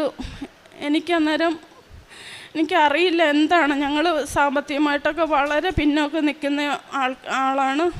എൻ്റെ കയ്യിലുള്ളതൊക്കെ പിന്നെ കടമേടിച്ചുമൊക്കെയാണ് ഞാൻ ഈ 6 സെൻറ്റ് സ്ഥലം വാങ്ങിച്ചത്. ഈ 10 സെൻറ്റ് എന്ന് പറഞ്ഞതിനകത്ത് ഒരു വണ്ടി പോലും കയറാത്ത സ്ഥലമായിരുന്നു. അപ്പം അവിടുന്ന് ഞങ്ങൾ കുറേ സാങ്കേതിക കാരണങ്ങളാലാണ് അവിടുന്ന് ഇറങ്ങേണ്ടി വന്നത്. അങ്ങനെ ഇരുന്നപ്പം 1-ാം തീയതി തന്നെ കറക്റ്റ് ജനുവരി 1-ാം തീയതി തന്നെ എൻ്റെ വീട് പണി തുടങ്ങി. എൻ്റെ കയ്യിൽ 25,000 രൂപ മാത്രമേ ഉള്ളൂ. ലൈഫിൻ്റെ വീടെന്ന് പറയുന്നത് അത് കിട്ടുന്നവർക്കറിയാം. പലപ്പോഴായിട്ട് ഗഡുക്കളായിട്ടാണ് കിട്ടുന്നത്. അപ്പോൾ എൻ്റെ കയ്യിൽ വേറെ പൈസയൊന്നുമില്ല. അപ്പം ഞാൻ ഒരു ദിവസം ധ്യാനത്തിൽ അച്ഛൻ്റെ ധ്യാനം ഞാൻ മുടങ്ങാതെ കേൾക്കും. അപ്പോൾ ഒരു ദിവസം ഞാൻ ചോദിച്ചു, എനിക്ക് സഹായം എവിടെ നിന്നാണ് ഈശോയെ എനിക്ക് കിട്ടുന്ന? എന്നെ ആരും സഹായിക്കാനില്ല. എൻ്റെ വീട്ടിൽ നിന്നും ഹസ്ബൻഡിൻ്റെ വീട്ടിൽ നിന്നും എനിക്ക് ആരും സഹായം തരാനില്ലെന്ന് പറഞ്ഞു. അപ്പം എനിക്ക് ഫോണിനകത്ത് അപ്പോൾ പെട്ടെന്നൊരു ഇത് വന്നു. ഞാൻ നോക്കിയപ്പം നിൻ്റെ സഹായം ആകാശവും ഭൂമിയും ഉണ്ടാക്കിയ യഹോവെങ്കിൽ ഇന്ന് നിനക്ക് കിട്ടുമെന്ന് പറഞ്ഞു. അന്ന് മുതൽ ഇന്ന് വരെ ഈ നിമിഷം വരെ എൻ്റെ ഫോണിൽ വചനങ്ങളാണ് എൻ്റെ സ്റ്റാറ്റസ്. എൻ്റെ പ്രൊഫൈൽ എൻ്റെ മാതാവിൻ്റെ സ്റ്റാച്ചു ആണ്. ഞാൻ ഇന്നേ വരെ ഡെയിലി ബ്രെഡ് മുടക്കിയിട്ടില്ല. അത് ഞാൻ സ്റ്റാറ്റസായിട്ട് ഇടും. അപ്പം വചനങ്ങൾ ഇടുമ്പോൾ ഓരോരുത്തർ എന്നെ കളിയാക്കുമായിരുന്നു, നീ എന്തോ ദൈവത്തിൻ്റെ ആളായിട്ട് ഇങ്ങനെ പോവുകയാണോ എന്ന്. എനിക്ക് ഉറപ്പായിട്ട് എൻ്റെ വിശ്വാസത്തിൽ നിലനിന്നുകൊണ്ട് മാതാവിനോട് ഞാൻ പ്രാർത്ഥിച്ചു, എനിക്കൊരു ഭവനം തരണമെന്ന്. അങ്ങനെ അമ്മ മാതാവ് ഈശോയും 6 മാസം കൊണ്ട് എൻ്റെ വീട് വാർത്ത് ഒരുവിധം പൂർത്തിയായി. അപ്പോൾ ഇവിടെ വന്ന് ഞാൻ സാക്ഷി എഴുതി. നമ്മൾ 4ാമത്തെ പുതുക്കലിന് വരുമ്പോൾ സാക്ഷി എഴുതി കൊടുക്കണമല്ലോ എന്ന് പറഞ്ഞു. അപ്പം സാക്ഷി എഴുതിയപ്പം എന്നോട് ചോദിച്ചു സാക്ഷ്യം പറയണമെന്ന്. അപ്പോൾ എൻ്റെ ഒരു ആഗ്രഹമായിരുന്നു ഞാൻ പുതിയ വീട്ടിൽ നിന്ന് തന്നെ ഇവിടെ വന്ന് സാക്ഷി പറയണമെന്ന്. അങ്ങനെ പുതിയ വീട്ടിൽ നിന്നാണ് ഞാനിപ്പോൾ സാക്ഷി പറയാൻ. അത്ഭുതമായിട്ട് മനോഹരമായ എല്ലാവരും പറഞ്ഞാൽ വിശ്വസിക്കാൻ പറ്റാത്ത എല്ലാവരും പരവസ്തുവിന് വന്നപ്പോൾ എല്ലാവരും ഞെട്ടിപ്പോയി. ഞാൻ നീല പെയിൻ്റ് അടിച്ചാണ് എൻ്റെ വീട് പൂർത്തീകരിച്ചത്. അപ്പോൾ എല്ലാവരും എന്നോട് ചോദിച്ചു നീ എന്തോ നീല പെയിൻ്റ് അടിച്ചതെന്ന്. ഇപ്പം ഞാൻ പറഞ്ഞു എനിക്ക് കൃപാസനത്തിലെ മാതാവ് തന്ന വീടാണ്. എൻ്റെ മാതാവിൻ്റെ മേലെങ്കിൽ ഞാൻ എൻ്റെ വീടിനെ പൊതിഞ്ഞ് വെച്ചേക്കുവാന്ന് പറഞ്ഞു. എൻ്റെ വീടിൻ്റെ 4 അതിരിലും എൻ്റെ കൃപാസന മാതാവിൻ്റെ കാശുരൂപമുണ്ട്. ഇവിടുത്തെ ഉപ്പും മണലുമാണ് എൻ്റെ വീടിൻ്റെ. പിന്നെ പൈശാചിക ഒരു ശക്തികളും വരലേന്ന് പറഞ്ഞിട്ടാണ് ഞാൻ എൻ്റെ പുതിയ വീട്ടിലേക്ക് കയറിയേക്കുന്നത്. അതാണ് എൻ്റെ 1-ാമത്തെ സാക്ഷ്യം. 2-ാമത്തെ സാക്ഷ്യം ഇതെൻ്റെ മകൾ അലീന. എല്ലാവർക്കും അറിയാം ഈ വന്ന കാലം മൊബൈലെന്ന് പറയുന്നത് ജീവിതത്തിൻ്റെ ശത്രുവാണ്. മൊബൈൽ നല്ലതും ചീത്തയുമാണ്. എൻ്റെ മകൾ അമിതമായിട്ട് മൊബൈൽ ഉപയോഗിക്കുമായിരുന്നു. +2-നാണ് പഠിക്കുന്നത്. എല്ലാ അമ്മയും പോലെ ഞാനും ഒരു കർക്കശക്കാരിയെ പോലെ മൊബൈലിനെ കുറിച്ച് ഞങ്ങൾ നിരന്തരം വഴക്കും. മൊബൈലൊക്കെ മേടിച്ച് വെച്ചതിൻ്റെ പേരിൽ ഭയങ്കര വിഷയമായി. ഈ കഴിഞ്ഞ ഒക്ടോബർ മാസം എനിക്ക് എന്തോ ഒരു ഭയങ്കര പരീക്ഷണം പോലെ. എനിക്കറിയില്ലായിരുന്നു ഈ ജപമാല റാലിയെക്കുറിച്ചൊക്കെ. അപ്പോൾ എനിക്ക് ഭയങ്കര ആഗ്രഹമായിട്ട് 2 മാസം കൊണ്ട് ഞാൻ ആഗ്രഹിക്കും ഈ ജപമാല എന്താണെന്നോ അവിടെ പോയി എനിക്കത് പോകണമെന്നൊക്കെ ഞാൻ ഭയങ്കരമായിട്ട് ആഗ്രഹിച്ചുകൊണ്ടിരുന്ന ആ സമയത്ത് ഈ ഒക്ടോബർ മാസം മുതൽ എനിക്കങ്ങ് എൻ്റെ ജീവിതത്തിൽ ആ ഒരു മാസം ഫുൾ എനിക്ക് പരീക്ഷണമായിട്ട് പോയി. അപ്പോൾ മൊബൈലിനെ കുറിച്ച് ഞങ്ങൾ നിരന്തരം വഴക്കും. +2-നാണ് പഠിക്കുന്നതെന്നൊക്കെ പറഞ്ഞ് ഞങ്ങളെപ്പോഴും വഴക്കായിരുന്നു. അങ്ങനെ മൊബൈൽ ഞാൻ മേടിച്ച് വെച്ചതിൻ്റെ പേരിൽ എൻ്റെ മകൾ ഭയങ്കര വിഷയങ്ങളുണ്ടാക്കി. ഒരു ശത്രുവിനെ പോലെ എന്നെ കാണുകയും അങ്ങനെ ഭയങ്കര വിഷയമായി. അങ്ങനെ ഈ ഉടമ്പടി വസ്തുക്കൾ, നേർച്ച വസ്തുക്കൾ ഞാൻ എന്നും നിരന്തരം തൈലം തേച്ച് നെറ്റിയിൽ തൊട്ട് പ്രാർത്ഥിക്കുകയും അവൾ സ്കൂളിൽ ആഹാരം കൊണ്ടുപോകുമ്പം ഞാൻ ഉപ്പ് ആഹാരത്തിലിട്ട് കൊടുത്ത് പ്രാർത്ഥിക്കുകയും ഒക്കെ ചെയ്തതിൻ്റെ ഫലമായിട്ട് സ്വയമേ ഒരു ദിവസം മൊബൈൽ എൻ്റെ കൊണ്ട് തന്നിട്ട് പറഞ്ഞു, അമ്മ മൊബൈൽ വെച്ചോ, എനിക്കിനി പരീക്ഷ കഴിഞ്ഞിട്ട് എനിക്ക് വേണ്ടുമ്പോൾ എനിക്ക് മൊബൈൽ തന്നാൽ മതി എന്ന് പറഞ്ഞ് എൻ്റെ മകൾ സ്വയമേ എൻ്റെ ഈ മൊബൈൽ തന്നു. ഇപ്പോൾ സ്വന്തമായിട്ട് മൊബൈലില്ല, പഠിക്കുന്നുണ്ട്. അപ്പം ഇവിടെ വന്ന് ഉടമ്പടി എടുക്കണമെന്ന് ആഗ്രഹിച്ചാണ് വന്നത്. പക്ഷേ ഞങ്ങൾ ഒത്തിരി ദൂരെ നിന്നാണ് വന്നേക്കുന്നത്. സാക്ഷി പറയേണ്ടതുകൊണ്ട് ഒരുപാട് സമയമായി. മോൾക്ക് പരീക്ഷയാണ്. കഴിഞ്ഞ് വന്ന ഉടൻ മോൾ ഉടമ്പടിയിൽ എടുക്കുന്നതാണ്. അതാണ് എൻ്റെ രണ്ടാമത്തെ സാക്ഷ്യം. മൂന്നാമത്തെ സാക്ഷ്യം, എനിക്ക് ഈ കൈക്ക് വലത്തെ ഷോളറിന് ഭയങ്കര വേദനയായിരുന്നു. എൻ്റെ കൈ ഇങ്ങനെ പൊക്കാനും താക്കാനും ഒന്നും പറ്റത്തില്ല. കൈക്ക് പെരുപ്പും ഒക്കെ ആയിരുന്നു. അങ്ങനെ ഇരുന്നപ്പോൾ ഒരു ദിവസം എൻ്റെ കയ്യിലിങ്ങനെ ഇവിടെ ഒരു സൈഡിലായിട്ട് ഈർക്കിലും ഉണ്ടായിരുന്നു. അപ്പോൾ അത് അന്നേരം ഒന്നും അറിയത്തില്ലായിരുന്നു. കൈ കണ്ടതും എൻ്റെ കണ്ണിൽ കണ്ടത് മാത്രം ഞാൻ വലിച്ചെടുത്ത് അതങ്ങ് കഴിഞ്ഞു. അപ്പോൾ ഒരു ദിവസം ഇങ്ങനെ കൈക്ക് ഇങ്ങനെ കഴപ്പും പെരുപ്പും വന്നപ്പം ഭയങ്കരമായിട്ടങ്ങ് നീരായി ഈ കൈപ്പത്തി ഫുള്ള്. അങ്ങനെ ഞാനൊരു ദിവസം ഇങ്ങനെ നമ്മുടെ ഉടമ്പടി തൈലം തേച്ച് മാതാവിൻ്റെ അടുത്ത് എന്നും പ്രാർത്ഥിക്കുമായിരുന്നു. അപ്പോൾ രോഗിക്ക് വൈദ്യനെ കൊണ്ട് ആവശ്യമുണ്ടെന്ന് ഈശോ പറഞ്ഞതുപോലെ എനിക്ക് ഹോസ്പിറ്റലിൽ പോകാൻ ഒട്ടും ഇഷ്ടമല്ല. ഇന്നേ വരെ ഞാൻ അങ്ങനെ ഒരു രോഗത്തിന് ഹോസ്പിറ്റലിൽ പോയിട്ടുമില്ല. പക്ഷേ എൻ്റെ നിവൃത്തി കെട്ട് ഞാൻ ഒരു ദിവസം ഹോസ്പിറ്റലിൽ ചെന്നപ്പം ഡോക്ടർ അതിൽ നോക്കിയിട്ട് പറഞ്ഞു, അതൊരു ഭയങ്കര ഒരു വ്രണമായിട്ടങ്ങ് വീർത്ത്. അപ്പോൾ ഡോക്ടർ പറഞ്ഞു, ഇതിനകത്ത് എന്തോ ഇരിപ്പുണ്ട്, ഒരു സർജനെ കണ്ട് ഇത് കീറണമെന്ന് പറഞ്ഞു. അപ്പം ഞാൻ പറഞ്ഞ്, എൻ്റെ ദേഹത്തൊന്നും കത്തിയൊന്നും വെക്കണ്ട, എനിക്കിനി ഒരു ഹോസ്പിറ്റലിലും പോകണ്ടെന്ന് പറഞ്ഞ വീണ്ടും എൻ്റെ ജീവിതത്തിൽ അത്ഭുതം നടക്കുന്നത് ചൊവ്വാഴ്ചയാണ്. കാരണം ഞാൻ ഈ ധ്യാനം ഇന്നേ വരെ ഞാൻ മുടക്കിയിട്ടില്ല. അങ്ങനെ ഒരു ദിവസം ചൊവ്വാഴ്ച ദിവസം ധ്യാനം കൂടിക്കൊണ്ടിരുന്നപ്പം ഞാൻ തന്നെ സ്വയം ഇങ്ങനൊന്ന് ആ കയ്യിൽ ഇങ്ങനെ ഉടമ്പടി തൈലം തേച്ച് ഇങ്ങനെ പ്രാർത്ഥിച്ചുകൊണ്ടിരിക്കുമ്പം കാണാം കറക്റ്റ് അച്ഛൻ രോഗികൾക്ക് വേണ്ടി പ്രാർത്ഥിക്കുമായിരുന്നു. അപ്പം ഞാൻ എല്ലാവരെയും സമർപ്പിച്ച് പ്രാർത്ഥിച്ച് ഞാനിങ്ങനെ കയ്യിലിങ്ങനെ ആ പഴുത്ത സ്ഥലത്ത് ഇങ്ങനെ കൈവച്ച് വെറുതെ ഒന്ന് ഞെക്കിയപ്പം കാണാം ആരോ എൻ്റെ കയ്യിലിങ്ങനെ ആ ഈർക്കിൽ പിടിച്ച് വലിച്ച് എൻ്റെ മടിയിലിട്ടതുപോലെ നല്ലൊരു നീളത്തിലൊരു ഈർക്കിൽ അതിനകത്ത് ഇരിപ്പുണ്ടായിരുന്നു. ഞാൻ 1 മാസം അതുകൊണ്ടാണ് നടന്നത്. ഞാൻ ജോലിയൊക്കെ ചെയ്യുമായിരുന്നു പറ്റുന്ന കൊണ്ടൊക്കെ. അങ്ങനെയൊക്കെ എൻ്റെ ജീവിതത്തിൽ അത്ഭുതങ്ങൾ അനേകം ഉണ്ടായിട്ടുണ്ട്. അത് കഴിഞ്ഞിട്ട് എൻ്റെ ഉപ്പൂറ്റി 2 എനിക്ക് നിലത്ത് ആദ്യ സമയത്തൊക്കെ ഇവിടെ ഉടമ്പടി എടുത്ത ആദ്യ സമയത്തൊക്കെ ഉപ്പൂറ്റി 2 ഭയങ്കര വേദനയായിരുന്നു. അത് ഉടമ്പടി തൈലത്താൽ അത് മാറി. പിന്നെ മകൾക്ക് മുഖത്തെല്ലാം ഭയങ്കര മുഖക്കുരുവായിരുന്നു. അതും അളിഞ്ഞിങ്ങനെ ഇരിക്കുന്ന കണക്ക് അതൊക്കെ മാറി. പിന്നെ എനിക്ക് മുടിയില്ലായിരുന്നു. എനിക്കൊരു സർജറി ഉണ്ടായിരുന്നു 2019. ആ സർജറിക്ക് ശേഷം എൻ്റെ മുടിയെല്ലാം കൊഴിഞ്ഞു പോയായിരുന്നു. ഞാൻ തിരുപ്പനും വെച്ചോണ്ടായിരുന്നു പോകുന്നത്. എനിക്ക് നാണക്കേടായിരുന്നു. അങ്ങനെ ഈ ഉടമ്പടി തൈലം ഉപയോഗിച്ചതിൻ്റെ ഫലമായിട്ട് എനിക്ക് മുടി കിളിച്ചു. അങ്ങനെ ഒത്തിരി അനുഗ്രഹങ്ങൾ. ഞാൻ പ്രായമായവരെ നോക്കാനാണ് പോകുന്നത് വീടുകളിൽ. ഞാൻ അങ്ങനെ ഒരമ്മയെ നോക്കാനാണ് പോകുന്നത്. ഞാൻ അവിടെ ചെന്നപ്പോൾ ഈ അമ്മയ്ക്ക് ക്യാൻസറാണ് ചെറിയ. അപ്പോൾ അമ്മയുടെ മൂക്കിൽ കൂടി ഇങ്ങനെ ട്യൂബ് ഇട്ടേക്കുമായിരുന്നു. എനിക്ക് ഭയങ്കര പേടിയായിപ്പോയി അതിനകത്തൂടെയൊക്കെ ഇങ്ങനെ ഫുഡ് കൊടുക്കുന്നത്. ഞാൻ കരഞ്ഞു ഒരു ദിവസം. എനിക്കറിയില്ല ഞാൻ ആദ്യമായിട്ടാണ് അങ്ങനെ കൊടുക്കുന്നത്. അങ്ങനെ ഞാൻ എൻ്റെ ഉടമ്പടി വസ്തുക്കൾ കൊണ്ടുപോയി. അവർ അക്രവസ്ഥരവരാണ്. അങ്ങനെ എൻ്റെ ഉടമ്പടി വസ്തുക്കൾ കൊണ്ടുപോയി അമ്മയുടെ നെറ്റിയിലൊക്കെ കുരിശ് വരച്ച് ഞാൻ പ്രാർത്ഥിച്ചപ്പോൾ ഞാൻ പറഞ്ഞു, മാതാവേ എനിക്ക് പേടിയായി ഇങ്ങനെ ട്യൂബിൽ കൂടെ ഒക്കെ ഇങ്ങനെ ഫുഡ് കൊടുക്കാൻ. അമ്മ ഇത് എടുക്കുവാനുള്ള കൃപ തരണമേ എന്ന് പറഞ്ഞ് അതെനിക്കൊരു ഭയങ്കര അത്ഭുതമായിപ്പോയി. ഞാൻ അവിടെ ചെന്നൊരു 20 ദിവസം കഴിഞ്ഞപ്പം ഞാനൊരു ദിവസം കരിക്കും വെള്ളം ഈ അമ്മയ്ക്കിങ്ങനെ അന്നനാളത്തിലാണ്. അപ്പം അങ്ങനെ കരിക്കും വെള്ളം പൊട്ടിച്ചിട്ട് ഞാൻ പറഞ്ഞ് ഈ ഉടമ്പടിയുടെ ഉപ്പ് ആ കരിക്കും വെള്ളത്തിൽ ഇട്ട് കൊടുത്തിട്ട് ഞാൻ പറഞ്ഞു, അമ്മ വായിക്കൂടെ ഒന്ന് കുടിച്ച് നോക്ക്. ഒരു തടസ്സവും കൂടാതെ ഇത് ഇറങ്ങിപ്പോയി. അതിൻ്റെ 3-ാം ദിവസം അവർക്ക് ഹോസ്പിറ്റലിൽ പോകണമായിരുന്നു. അവിടെ RCC ചെന്നപ്പോൾ ഡോക്ടറിനോട് പറഞ്ഞപ്പോൾ ഡോക്ടർ അത്ഭുതപ്പെട്ടു പോയി. അങ്ങനെ ഡോക്ടർ പിന്നെ അന്ന് തന്നെ ട്യൂബ് എടുത്ത് കൊടുത്തിട്ട് വായിക്കൂടെ ആഹാരം കഴിച്ചോളാൻ പറഞ്ഞു. അതെൻ്റെ ജീവിതത്തിൽ എനിക്കൊരു ഭയങ്കര അത്ഭുതമാണത്. പിന്നെ ഞാനിങ്ങനെ വീടുകളിൽ പോകുന്നതുകൊണ്ട് എനിക്ക് ഈ ധ്യാനം കേൾക്കാൻ തടസ്സം ഉള്ള വീടുകളൊക്കെ ഉണ്ട്. ഇപ്പോൾ ഞാൻ പോകുന്ന വീട്ടിൽ ഒരു തടസ്സവും ഇല്ല. ഞാൻ എല്ലാ ചൊവ്വാഴ്ചയും ധ്യാനം മുടങ്ങാതെ കേൾക്കുന്നുണ്ട്. ഡെയിലി ബ്രെഡ് കൂടുന്നുണ്ട്. പിന്നെ പ്രേക്ഷിത പ്രവർത്തനമായിട്ട് ഞാൻ ഇവിടുന്ന് പത്രം, എനിക്ക് ഈ ആലപ്പുഴ വന്ന് പോകുന്ന ഒരു സ്ഥലമാണെന്ന് ഞാൻ ആദ്യം പറഞ്ഞല്ലോ, എനിക്ക് അറിയില്ലായിരുന്നെന്ന്. പക്ഷേ ഞാൻ എല്ലാ മാസവും ഇവിടെ വന്ന് ഞാൻ പത്രം വാങ്ങിച്ചുകൊണ്ട് പോയി.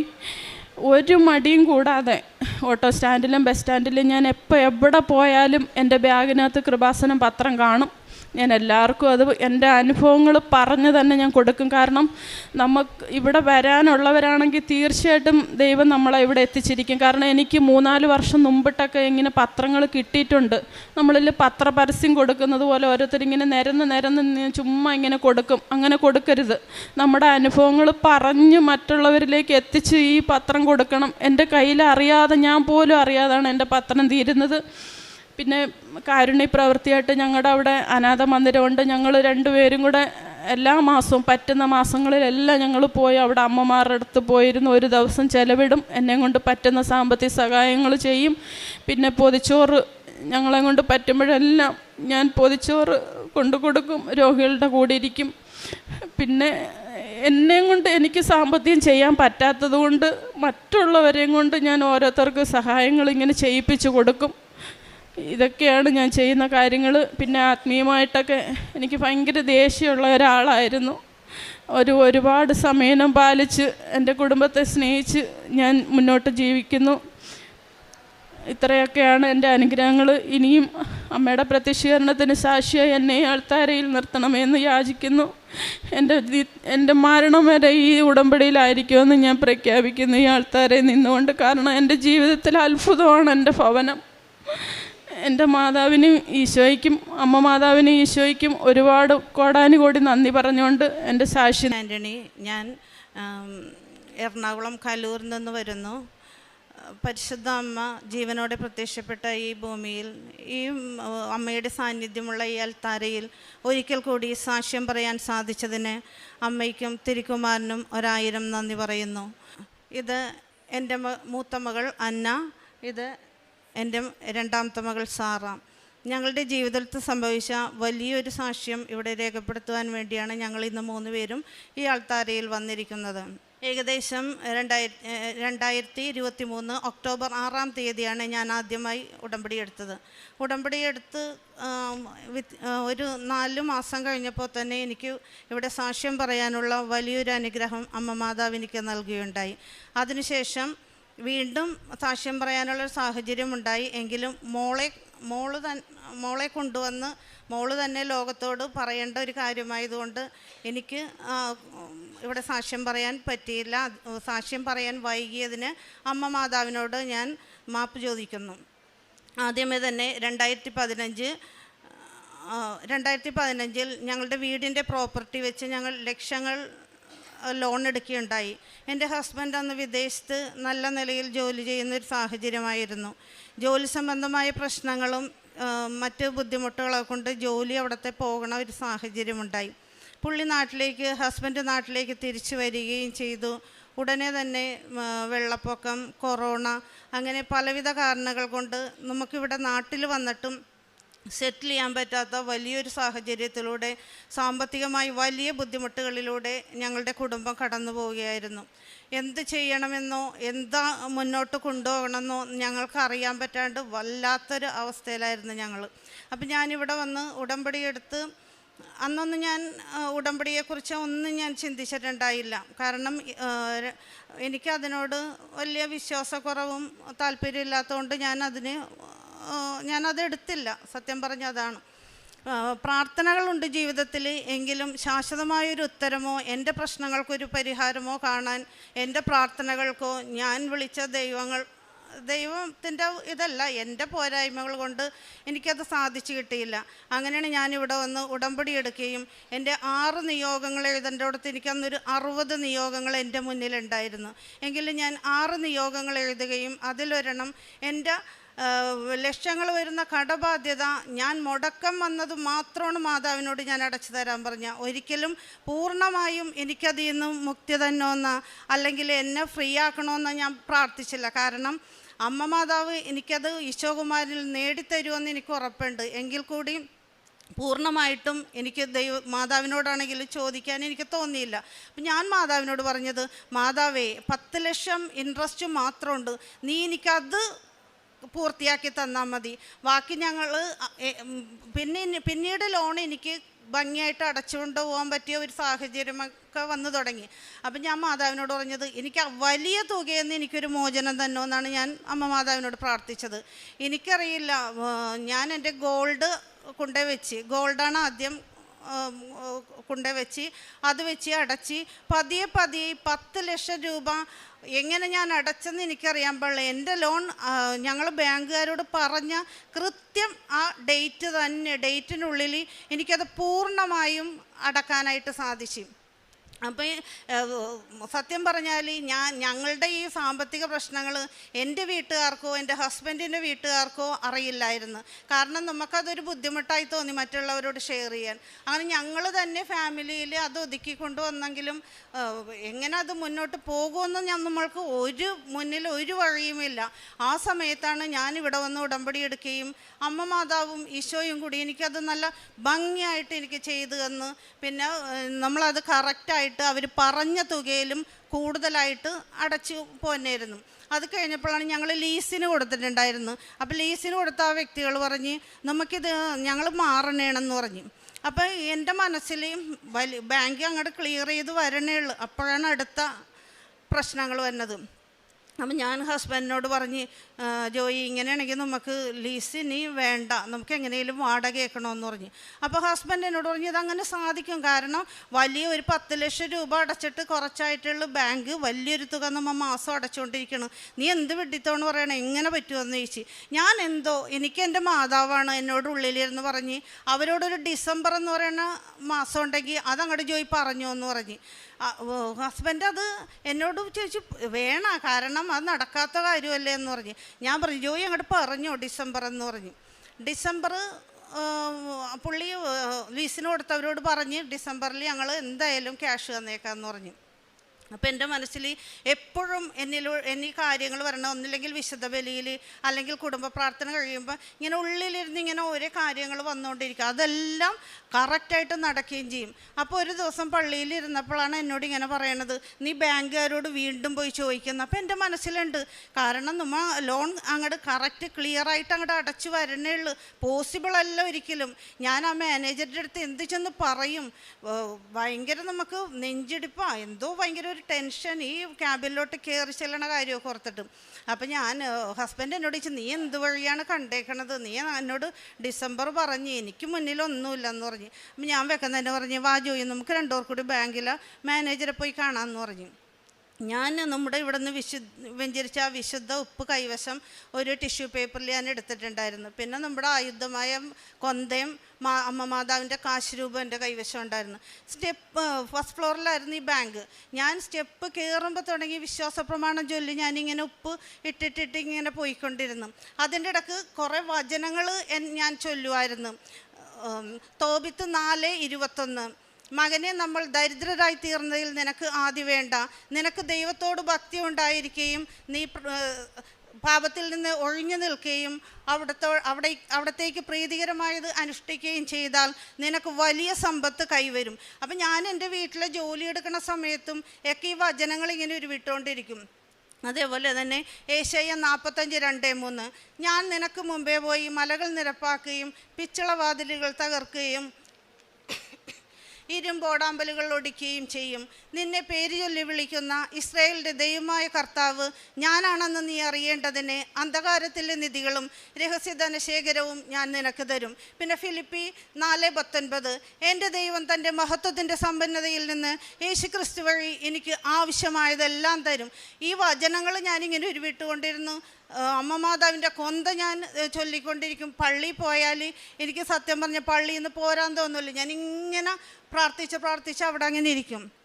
അങ്ങനെ പള്ളിയിലിരുന്നപ്പോഴാണ് ബാങ്കിൽ പോയി നമ്മളോട് മാനേജറെ കാണാൻ പറഞ്ഞു. ഞാൻ അവിടെ ചെന്ന് കഴിഞ്ഞപ്പോൾ നല്ലൊരു മാഡമായിരുന്നു.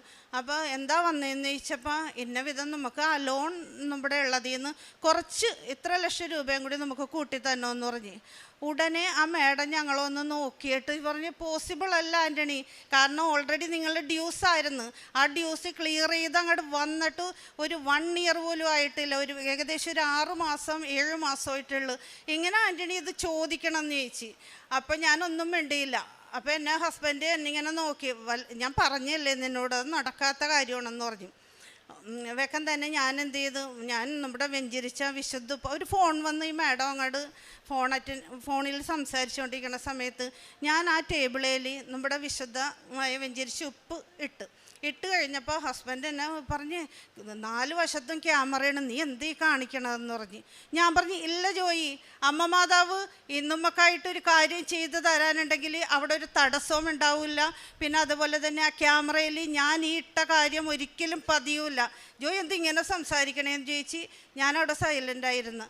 ഫോൺ ചെയ്ത് വന്ന ഉടനെ ആ മേഡം ഞങ്ങളോട് ചോദിക്കണേണ്, അപ്പോൾ ആൻ്റണി എത്രയാണ് ഇനി കൂടുതൽ വേണ്ടതെന്ന് ഹസ്ബൻഡിനോട് ചോദിച്ചു. ഞങ്ങൾ സത്യം പറഞ്ഞ് ഞെട്ടിപ്പോയി.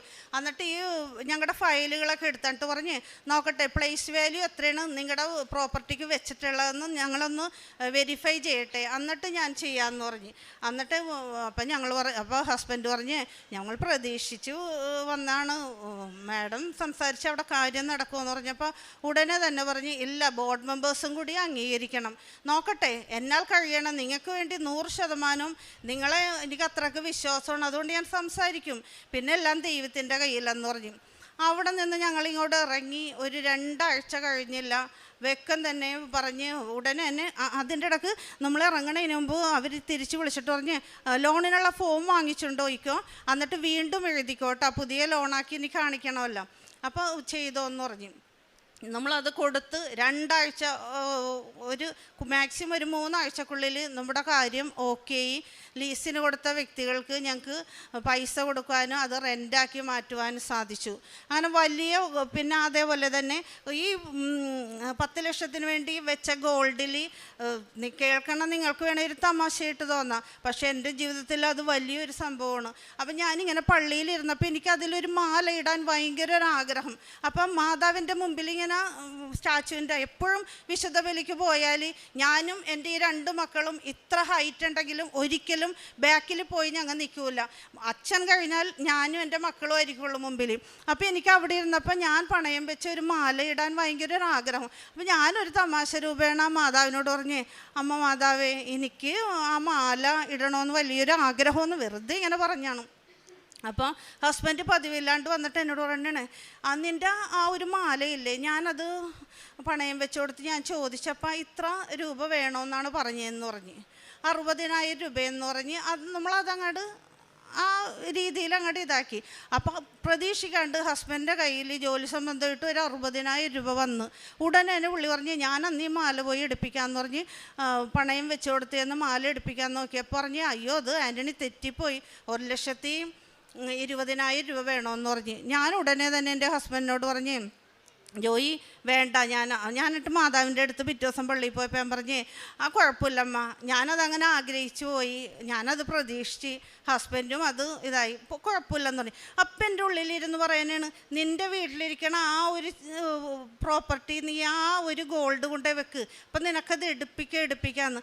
സത്യം പറഞ്ഞാൽ എനിക്ക് എൻ്റെ ഭർത്താവിനാ ഞങ്ങളുടെ ചിന്തയിൽ പോലും വരാത്ത വലിയൊരു ഫണ്ണിയാണ് എങ്കിൽ കൂടി നല്ല കറക്റ്റ് ആ കൃത്യസമയത്ത് എനിക്ക് ആ മാല എടുപ്പിക്കാൻ സാധിച്ചു. അതൊക്കെ ശരിക്കുമില്ലേ വചനത്തോട് ചേർന്ന് നിൽക്കുമ്പോൾ, ദൈവമാതാവിനോടൊക്കെ ചേർന്ന് നിൽക്കുമ്പോൾ നമ്മളറിയാതെ നമ്മുടെ മനസ്സിലേക്ക് അമ്മ മാതാവ് ഒരുപാട് കാര്യങ്ങൾ നമുക്ക് ചെയ്തു തരുന്നുണ്ട്. അതിൻ്റെ ഒരു സാക്ഷ്യമായിട്ടാണ് ഞാനിപ്പോൾ എൻ്റെ ഈ കൊച്ചു മാലയുടെ ഈ കാര്യം പറഞ്ഞത്. അതേപോലെ തന്നെയാണ് വ്യക്തി ജീവിതത്തിലാണെങ്കിലും കുടുംബജീവിതത്തിലാണെങ്കിലും മക്കൾക്കാണെങ്കിലും ദൈവത്തിനെയും മാതാവിനെയും കൊടുത്ത് വളർത്താനുള്ളൊരു കൃപ എനിക്ക് കിട്ടി. എൻ്റെ ജീവിതത്തിൽ മക്കൾ ഏത് ഉന്നതിയിലെത്തിയാലും അവരെവിടെ എത്തിയാലും എനിക്കതിലൊരു സന്തോഷം ഒരിക്കലും തോന്നിയിട്ടില്ല. കൂടുതലും ഞാനിവരെ കൂടി വഴക്കിടേണ്ടത് പ്രാർത്ഥനയുടെ കാര്യം പറഞ്ഞാണ്. എന്നും പ്രാർത്ഥിക്കാൻ പറയുമ്പോൾ എൻ്റെ മക്കൾ എന്നോട് പറയും, അമ്മ അതൊക്കെ ഒരു വ്യക്തിപരമായ ഓരോരുത്തരുടെ തീരുമാനങ്ങളാണ്, അമ്മ എന്നും പറഞ്ഞ് ഞങ്ങളിങ്ങനെ ബുദ്ധിമുട്ടിക്കല്ലേ എന്ന് പറയും. പക്ഷേ ഞാൻ എത്ര ചീത്ത കേട്ടാലും ഞാൻ ഇവരോട് പ്രാർത്ഥന എനിക്ക് വലിയ എൻ്റെ ജീവിതത്തിൻ്റെ ഭാഗമായതുകൊണ്ട് എനിക്ക് ഇവർ എത്ര ചീത്ത പറഞ്ഞാലും എനിക്കതിലൊരു വിഷമം തോന്നാറില്ല. പക്ഷേ ഇന്ന് അൾത്താരയിൽ നിൽക്കണ എൻ്റെ 2 മക്കളും ദൈവത്തിനെയും അമ്മ മാതാവിനെയും അറിഞ്ഞ് അവർ ദൈവത്തിലേക്കായി ഒരമ്മയെന്ന നിലക്ക് എൻ്റെ ജീവിതത്തിൽ ഏറ്റവും വലിയൊരു വിജയമായിട്ട് ഞാനതിനെ കാണുന്നു. അതേപോലെ തന്നെ എൻ്റെ 2ാമത്തെ മകൾ കേരള സ്പോർട്സിൽ റോവിങ് എന്ന് പറയുന്ന ഒരു സ്പോർട്സ് ചെയ്യണ വ്യക്തിയാണ്. അവൾക്ക് പൂനെയിലൊരു കോമ്പറ്റീഷൻ ഉണ്ടായിരുന്നു. അന്ന് എൻ്റെ മോൾ ഉടമ്പടി എടുക്കുകയോ ഒന്നും ചെയ്തിട്ടില്ല. എൻ്റെ ഉടമ്പടിയുടെ ബലത്തിലും എൻ്റെ പ്രാർത്ഥനയുടെ ബലത്തിലും അവൾ ആ കോമ്പറ്റീഷന് പോണേണ്. ശരിക്കും പറഞ്ഞാൽ ട്രെയിനിലുള്ള ദീർഘദൂര യാത്ര, മാറി വരുന്ന ക്ലൈമറ്റ്, പിന്നെ ഭക്ഷണങ്ങൾ, ഇത് ഒരുപാട് അവരുടെ ആ സ്പോർട്സിനെ ബാധിക്കാറുണ്ട്. എങ്കിലും ഞാൻ കോമ്പറ്റീഷന് മക്കൾ പോണതിലും കൂടുതൽ ടെൻഷൻ വീട്ടിലിരിക്കണ അമ്മമാരായ ഞങ്ങൾ പാരൻസ് എടുക്കാറുണ്ട്. അപ്പം എനിക്ക് പിന്നെ പള്ളിയിൽ നിന്ന് മാറാൻ നേരം ഉണ്ടാവില്ല. അപ്പം ഞാനിങ്ങനെ പള്ളിയിലിരുന്ന് പ്രാർത്ഥിക്കണ സമയത്ത് ബൈബിൾ വായിച്ച് ആരാധന സ്ഥലത്തിരിക്കണ സമയത്ത് ഞാൻ പറഞ്ഞേ, എനിക്കിന്ന് എൻ്റെ മോക്കടെ കോമ്പറ്റീഷൻ നടക്കുന്നതാണ്, എനിക്കിന്ന് ഒരു ഉത്തരം കിട്ടിയേ പറ്റൂ, എനിക്കല്ലാണ്ട് പോയി എനിക്ക് സ്വസ്ഥത ഉണ്ടാവില്ല ഈശോയെ, എനിക്ക് നീ ഉത്തരം എന്ന് പറഞ്ഞ്. അങ്ങനെ ബൈബിൾ തുറന്നപ്പോൾ എനിക്ക് കിട്ടണതാണ് ജ്ഞാനം 5:21. വിദ്യുച്ചരങ്ങൾ നന്നായി കുലച്ച മേഘവില്ലിൽ നിന്ന പോലെയും ലക്ഷ്യത്തിലേക്ക് ഊക്കോടെ കുതിച്ചുവായു എന്ന്. ഞാൻ ഉടനെ എനിക്ക് മനസ്സിലായി എൻ്റെ മോളുടെ വിജയം ഇന്ന് ഉറപ്പാണെന്ന്. ഞാൻ പ്രാർത്ഥിക്കാനാ അവിടെ നിൽക്കാണ്ട് ഞാൻ നേരെ വീട്ടിലേക്ക് വന്ന് ഹസ്ബൻഡിനെയും മൂത്ത മോളെയൊക്കെ വിളിച്ച് പറഞ്ഞ്, അന്നൊക്കെ ഉറപ്പാണ്, സാറക്കിന്ന് ഉറപ്പാണ് കേട്ടോ മെഡൽ കിട്ടുമെന്ന്. അതേപോലെ തന്നെ കിട്ടി. അതേപോലെ തന്നെയാണ് ഈ രണ്ടാമത്തെ കോമ്പറ്റീഷനും ബൈബിൾ തുറന്നപ്പോൾ എനിക്ക് കിട്ടിയതാണ്. ബൈബിൾ തുറന്ന് കുറച്ച് കഴിഞ്ഞപ്പോൾ സുഭാഷിതങ്ങൾ 21:31, യുദ്ധത്തിന് വേണ്ടി കുതിരയെ സജ്ജമാക്കുന്നു, എങ്കിലും വിജയം നൽകുന്നത് കർത്താവാണ്. സത്യമല്ലേ? അപ്പം ഞാനോർത്ത് ദൈവം അവിടെ ഒരുക്കി കഴിഞ്ഞ് എൻ്റെ കൊച്ചിനാ. എനിക്കപ്പോൾ ഒരു ടെൻഷനും തോന്നിയില്ല. അങ്ങനെ രണ്ടാമത്തെ മകൾക്കും നാഷണൽ ലെവലിലാണ്, ഒരു ഡിസ്ട്രിക്റ്റാ അല്ലെങ്കിൽ സ്റ്റേറ്റാ അല്ല. അപ്പോൾ നമുക്ക് അത് ഭയങ്കര വലിയൊരു അച്ചീവ്മെൻ്റാണ്. അങ്ങനെ എൻ്റെ മകൾക്ക് 2 മെഡലും കിട്ടി. ശേഷം എൻ്റെ മകൾ പറയുന്നതായിരിക്കും. എൻ്റെ പേര് സാറ. ഞാൻ കേരള സ്റ്റേറ്റ് സ്പോർട്സ് കൗൺസിലിലെ വിദ്യാർത്ഥിയായിരുന്നു. 2024 ഡിസംബർ 5 തൊട്ട് ഉള്ള പൂനെയിൽ വെച്ച് നടന്ന കോമ്പറ്റീഷനിലാണ് അമ്മ മാതാവ് എനിക്ക് എൻ്റെ 2ാമത്തെ മെഡൽ തന്ന് അനുഗ്രഹിച്ചത്. എൻ്റെ ആദ്യത്തെ മെഡലിൻ്റെ സാക്ഷ്യം എൻ്റെ അമ്മ ഓൾറെഡി പറഞ്ഞായിരുന്നു. 2ാമത്തെ കോമ്പറ്റീഷൻ എനിക്ക് വളരെ കഷ്ടപ്പാട് നിറഞ്ഞതായിരുന്നു. കാരണം ഞാൻ ചെയ്യുന്ന ബോട്ടിൽ 4 പേരാണുള്ളത്. അപ്പം ഞങ്ങൾ തുഴയേണ്ടത് പുറകോട്ടാണ്. നോർമൽ ഒരു ബോട്ട് തുഴയുന്നത് ഫ്രണ്ടോട്ടാണെങ്കിലും ഞങ്ങൾ ചെയ്യുന്ന സ്പോർട്സിൽ ബോട്ട് തുഴയേണ്ടത് പുറകോട്ടാണ്. അപ്പോൾ ഞങ്ങളുടെ ബോട്ടിനാണെങ്കിൽ ഭയങ്കര വെട്ടലായിരുന്നു. നേരെ ഒരിക്കലും പോകത്തില്ല, എപ്പോഴും ഇങ്ങനെ വെട്ടിക്കൊണ്ടിരിക്കും. പക്ഷേ റേസിന് ബോട്ട് വെട്ടിക്കഴിഞ്ഞാൽ ഡിസ്ക്വാളിഫൈ ആവും. 2000 മീറ്ററാണ് റേസ്, അതായത് 2 കിലോമീറ്റർ. റേസ് സ്റ്റാർട്ടായി കഴിഞ്ഞ് ബോട്ട് നോർമൽ പോലെ നേരെ പോയി. ബോട്ട് നേരെ പോയി കഴിഞ്ഞ് ഒരു ലാസ്റ്റ് 500 ആയപ്പോഴത്തേക്കും ഞങ്ങളുടെ ബോട്ട് കംപ്ലീറ്റ് വെട്ടി. അപ്പോഴത്തേക്കും അമ്മ മാതാവിൻ്റെ ഇടപെടൽ സംഭവിച്ചു. സാധാരണ ഇങ്ങനെ ബോട്ട് വെട്ടിയാൽ ഞങ്ങൾ ഡിസ്ക്വാളിഫൈ ചെയ്യേണ്ടതിന് പകരം അമ്പയർ വന്നിട്ട് പറഞ്ഞു, നിങ്ങൾ നിങ്ങളുടെ സ്വന്തം ട്രാക്കിലോട്ട് ഇടുകയാണെങ്കിൽ നിങ്ങൾക്ക് റേസ് കണ്ടിന്യൂ ചെയ്യാം. അപ്പം തന്നെ ഞങ്ങളുടെ ബോട്ട് ട്രാക്കിലോട്ടിട്ട് റേസ് കണ്ടിന്യൂ ചെയ്തു. പക്ഷെ ഞങ്ങൾക്കൊരു പ്രതീക്ഷയില്ലായിരുന്നു. കാരണം ലാസ്റ്റ് 500 എന്ന് പറഞ്ഞാൽ എല്ലാവർക്കും അറിയാം പെട്ടെന്ന് തീരും. ഞങ്ങൾ 2ാം സ്ഥാനത്ത് കിടന്ന് ഞങ്ങൾ 4ാം സ്ഥാനത്തായി. മെഡൽ കിട്ടില്ലെന്ന് ഉറപ്പായിരുന്നു. പക്ഷേ റേസ് അടിച്ച് 500 പിന്നെയും സ്റ്റാർട്ട് ചെയ്ത് കഴിഞ്ഞപ്പോഴത്തേക്കും അമ്മ മാതാവ് തിരിച്ച് ആ മെഡൽ ഞങ്ങൾക്ക് തന്ന് സഹായിച്ചു. റേസ് അടിക്കുന്നതിന് മുമ്പ് ഞാൻ പെഡലിൽ കൃപാസനം ഉപ്പും എൻ്റെ നെറ്റിയിൽ കുരിശടയാളം വരച്ചായിരുന്നു. അതുപോലെ തന്നെ ഒരു തുള്ളി ഉപ്പ് എൻ്റെ നാവിലിട്ടായിരുന്നു. അതുപോലെ തന്നെ കൃപാസനം എണ്ണയും എൻ്റെ തലയിലും എൻ്റെ കൂടെ ചെയ്യുന്നവരുടെ തലയിലും ഞാൻ പുരട്ടി കൊടുക്കുമായിരുന്നു, കുരിശടയാളം വരച്ച് കൊടുക്കുമായിരുന്നു. ഇതാണ് എൻ്റെ ആദ്യത്തെ സാക്ഷ്യം.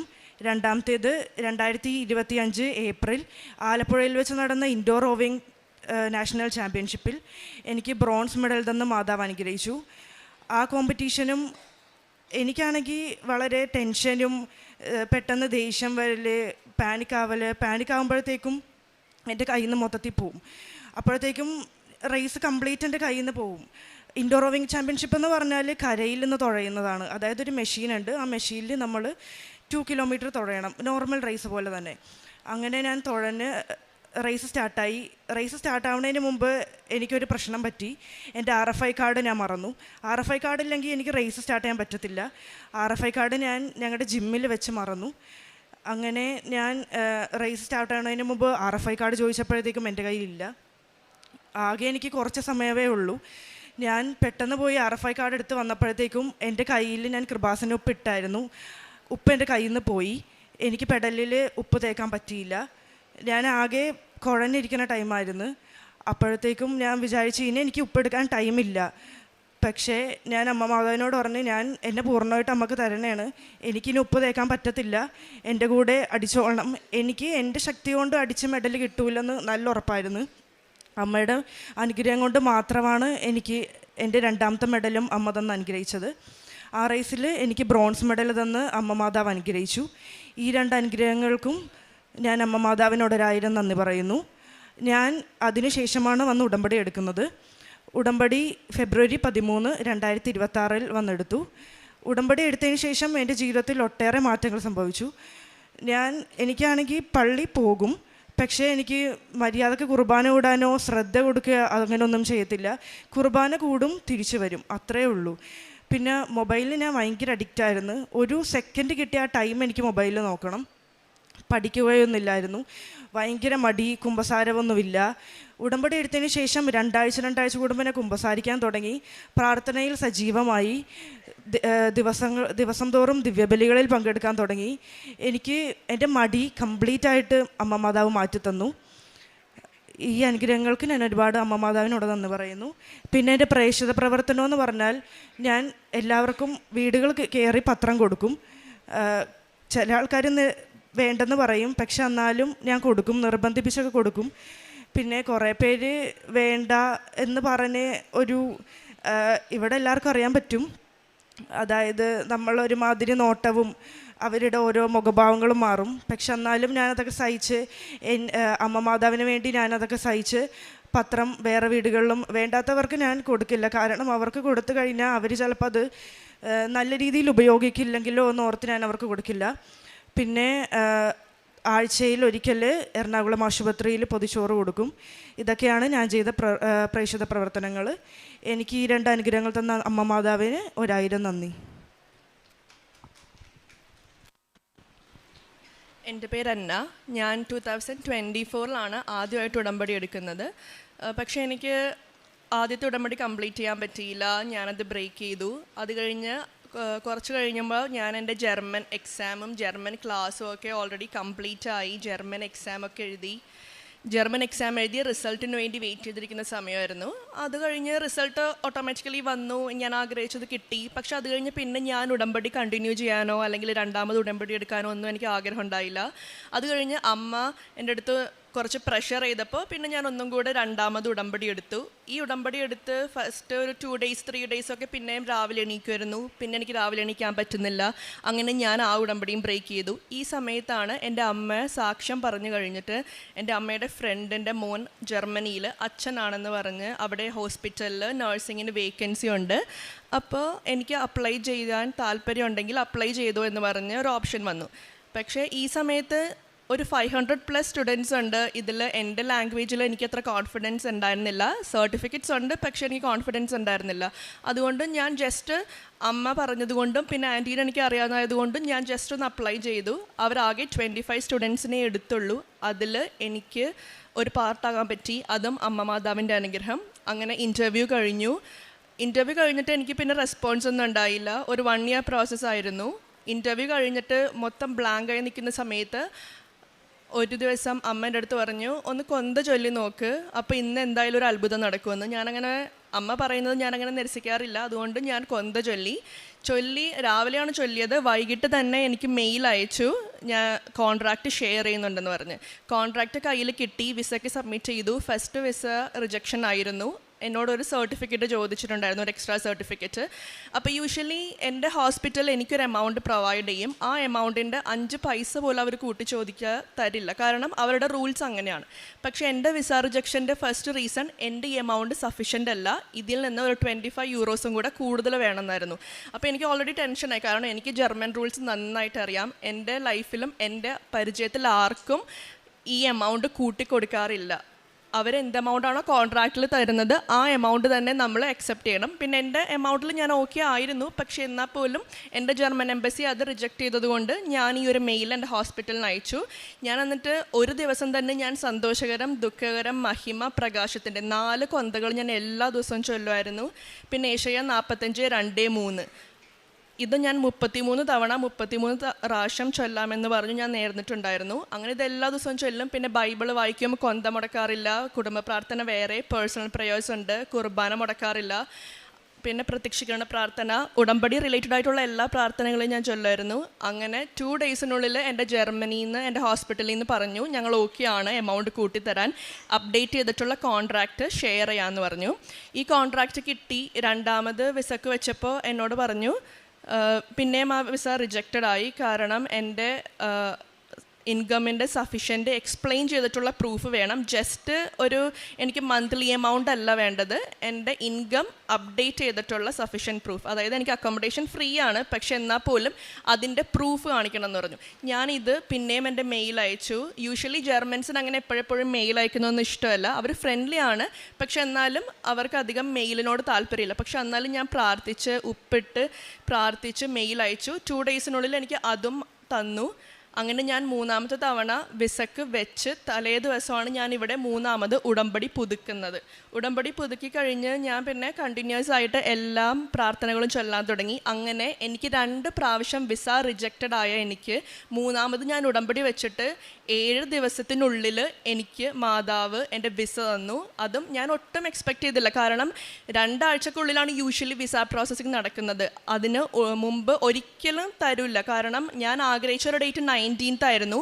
ആ ഡേറ്റിൽ എനിക്ക് വിസ ഡിസ്പാച്ച് ആയി എന്നുള്ളൊരു മെസ്സേജ് വന്നാൽ മതി, വേറെ വിസ വേണ്ട, പാസ്പോർട്ട് വേണ്ട. പക്ഷേ മാതാവ് എനിക്ക് 19th പാസ്പോർട്ടും അതിൽ വിസയും തന്നു. ഞാൻ ഈ മാസം മാർച്ചിൽ തന്നെ ജർമ്മനിയിൽ പോണേണ്. അതുപോലെ ഞാൻ ടിക്കറ്റ് എടുക്കുന്ന സമയത്ത് March 2 എന്നോട് ജോയിൻ ചെയ്യാൻ പറഞ്ഞത്. പക്ഷേ March 2 ടിക്കറ്റിൻ്റെ പ്രൈസ് വളരെ ഹൈ ആയതുകൊണ്ട് ഞാൻ എൻ്റെ ജർമ്മൻ ഹോസ്പിറ്റലിന് മെയിൽ അയച്ചിട്ട് പറഞ്ഞു ഇന്ന എക്സ്പെൻസ് ആണ്, അതുകൊണ്ട് എനിക്ക് March 4 ഓക്കെ ആണോ എന്ന് ചോദിച്ചു. അതും എൻ്റെ ഹോസ്പിറ്റലുകാർ ഓക്കെ പറഞ്ഞു. എൻ്റെ ഹോസ്പിറ്റലുകാർ തന്നെയാണ് എന്നെ പിക്ക് ചെയ്യാനും വരുന്നത്. എല്ലാ മാതാവ് എന്നെ അനുഗ്രഹിച്ചു. ഒരു തടസ്സങ്ങളും ഉണ്ടായിരുന്നില്ല. 2 മാസത്തിൽ കൂടുതൽ ഞാൻ വിസയ്ക്ക് ഇങ്ങനെ ട്രൈ ചെയ്തുകൊണ്ടിരുന്ന എനിക്ക് ഒരാഴ്ചക്കുള്ളിൽ വിസയും കിട്ടി. ഒരാഴ്ചക്കുള്ളിൽ ഞാൻ പോകേണ്ട എല്ലാ സാധനങ്ങളും വാങ്ങിച്ചു. ഞാൻ മാതാവ് എനിക്ക് തന്ന ഈ അനുഗ്രഹം ആയതുകൊണ്ട് ഞാൻ എൻ്റെ എല്ലാ സാധനവും, എൻ്റെ ട്രോളി, പൗച്ച്, വാലറ്റ് എല്ലാം, എൻ്റെ ചെരുപ്പ് ഉൾപ്പെടെ എല്ലാം ഞാൻ സിൽവർ ഗ്രേ കളറാണ് എടുത്തത്. പിന്നെ ഞാൻ പ്രേക്ഷിത പ്രവർത്തനമായിട്ട് ഞാൻ എല്ലാവർക്കും പത്രം കൊടുക്കും. പക്ഷേ എനിക്ക് തുടക്കത്തിൽ ഞാൻ ആദ്യത്തെ ഉടമ്പടി എടുത്ത സമയത്ത് എനിക്ക് പത്രം കൊടുക്കാൻ ഭയങ്കര നാണക്കേടായിരുന്നു. കാരണം ഒബ്വിയസ്ലി അവരെന്തായാലും ഫേസ് വേറെ റിയാക്ഷൻ തരും. പിന്നെ അവരെന്നോട് എന്തെങ്കിലും ഹേർട്ട്ഫുള്ളായിട്ട് സംസാരിച്ച് കഴിഞ്ഞാൽ അത് എനിക്ക് അക്സെപ്റ്റ് ചെയ്യാൻ കുറച്ച് പാടായിരുന്നു.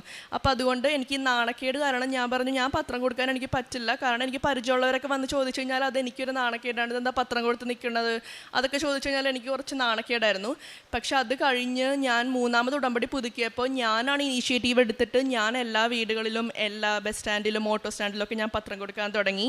പിന്നെ എല്ലാ മാസത്തിലൊരിക്കൽ ഹോസ്പിറ്റലിൽ, ക്യാൻസർ വാർഡിൽ ഫുഡ് കൊടുക്കാറുണ്ട്. പിന്നെ കുർബാനകളൊന്നും മുടക്കാറില്ല. എല്ലാ ആഴ്ചയും കുമ്പസാരിക്കും. ഇത്രയും അനുഗ്രഹങ്ങൾ തന്ന മാതാവിനും ഈശോയ്ക്കും ഒരുപാട് നന്ദി.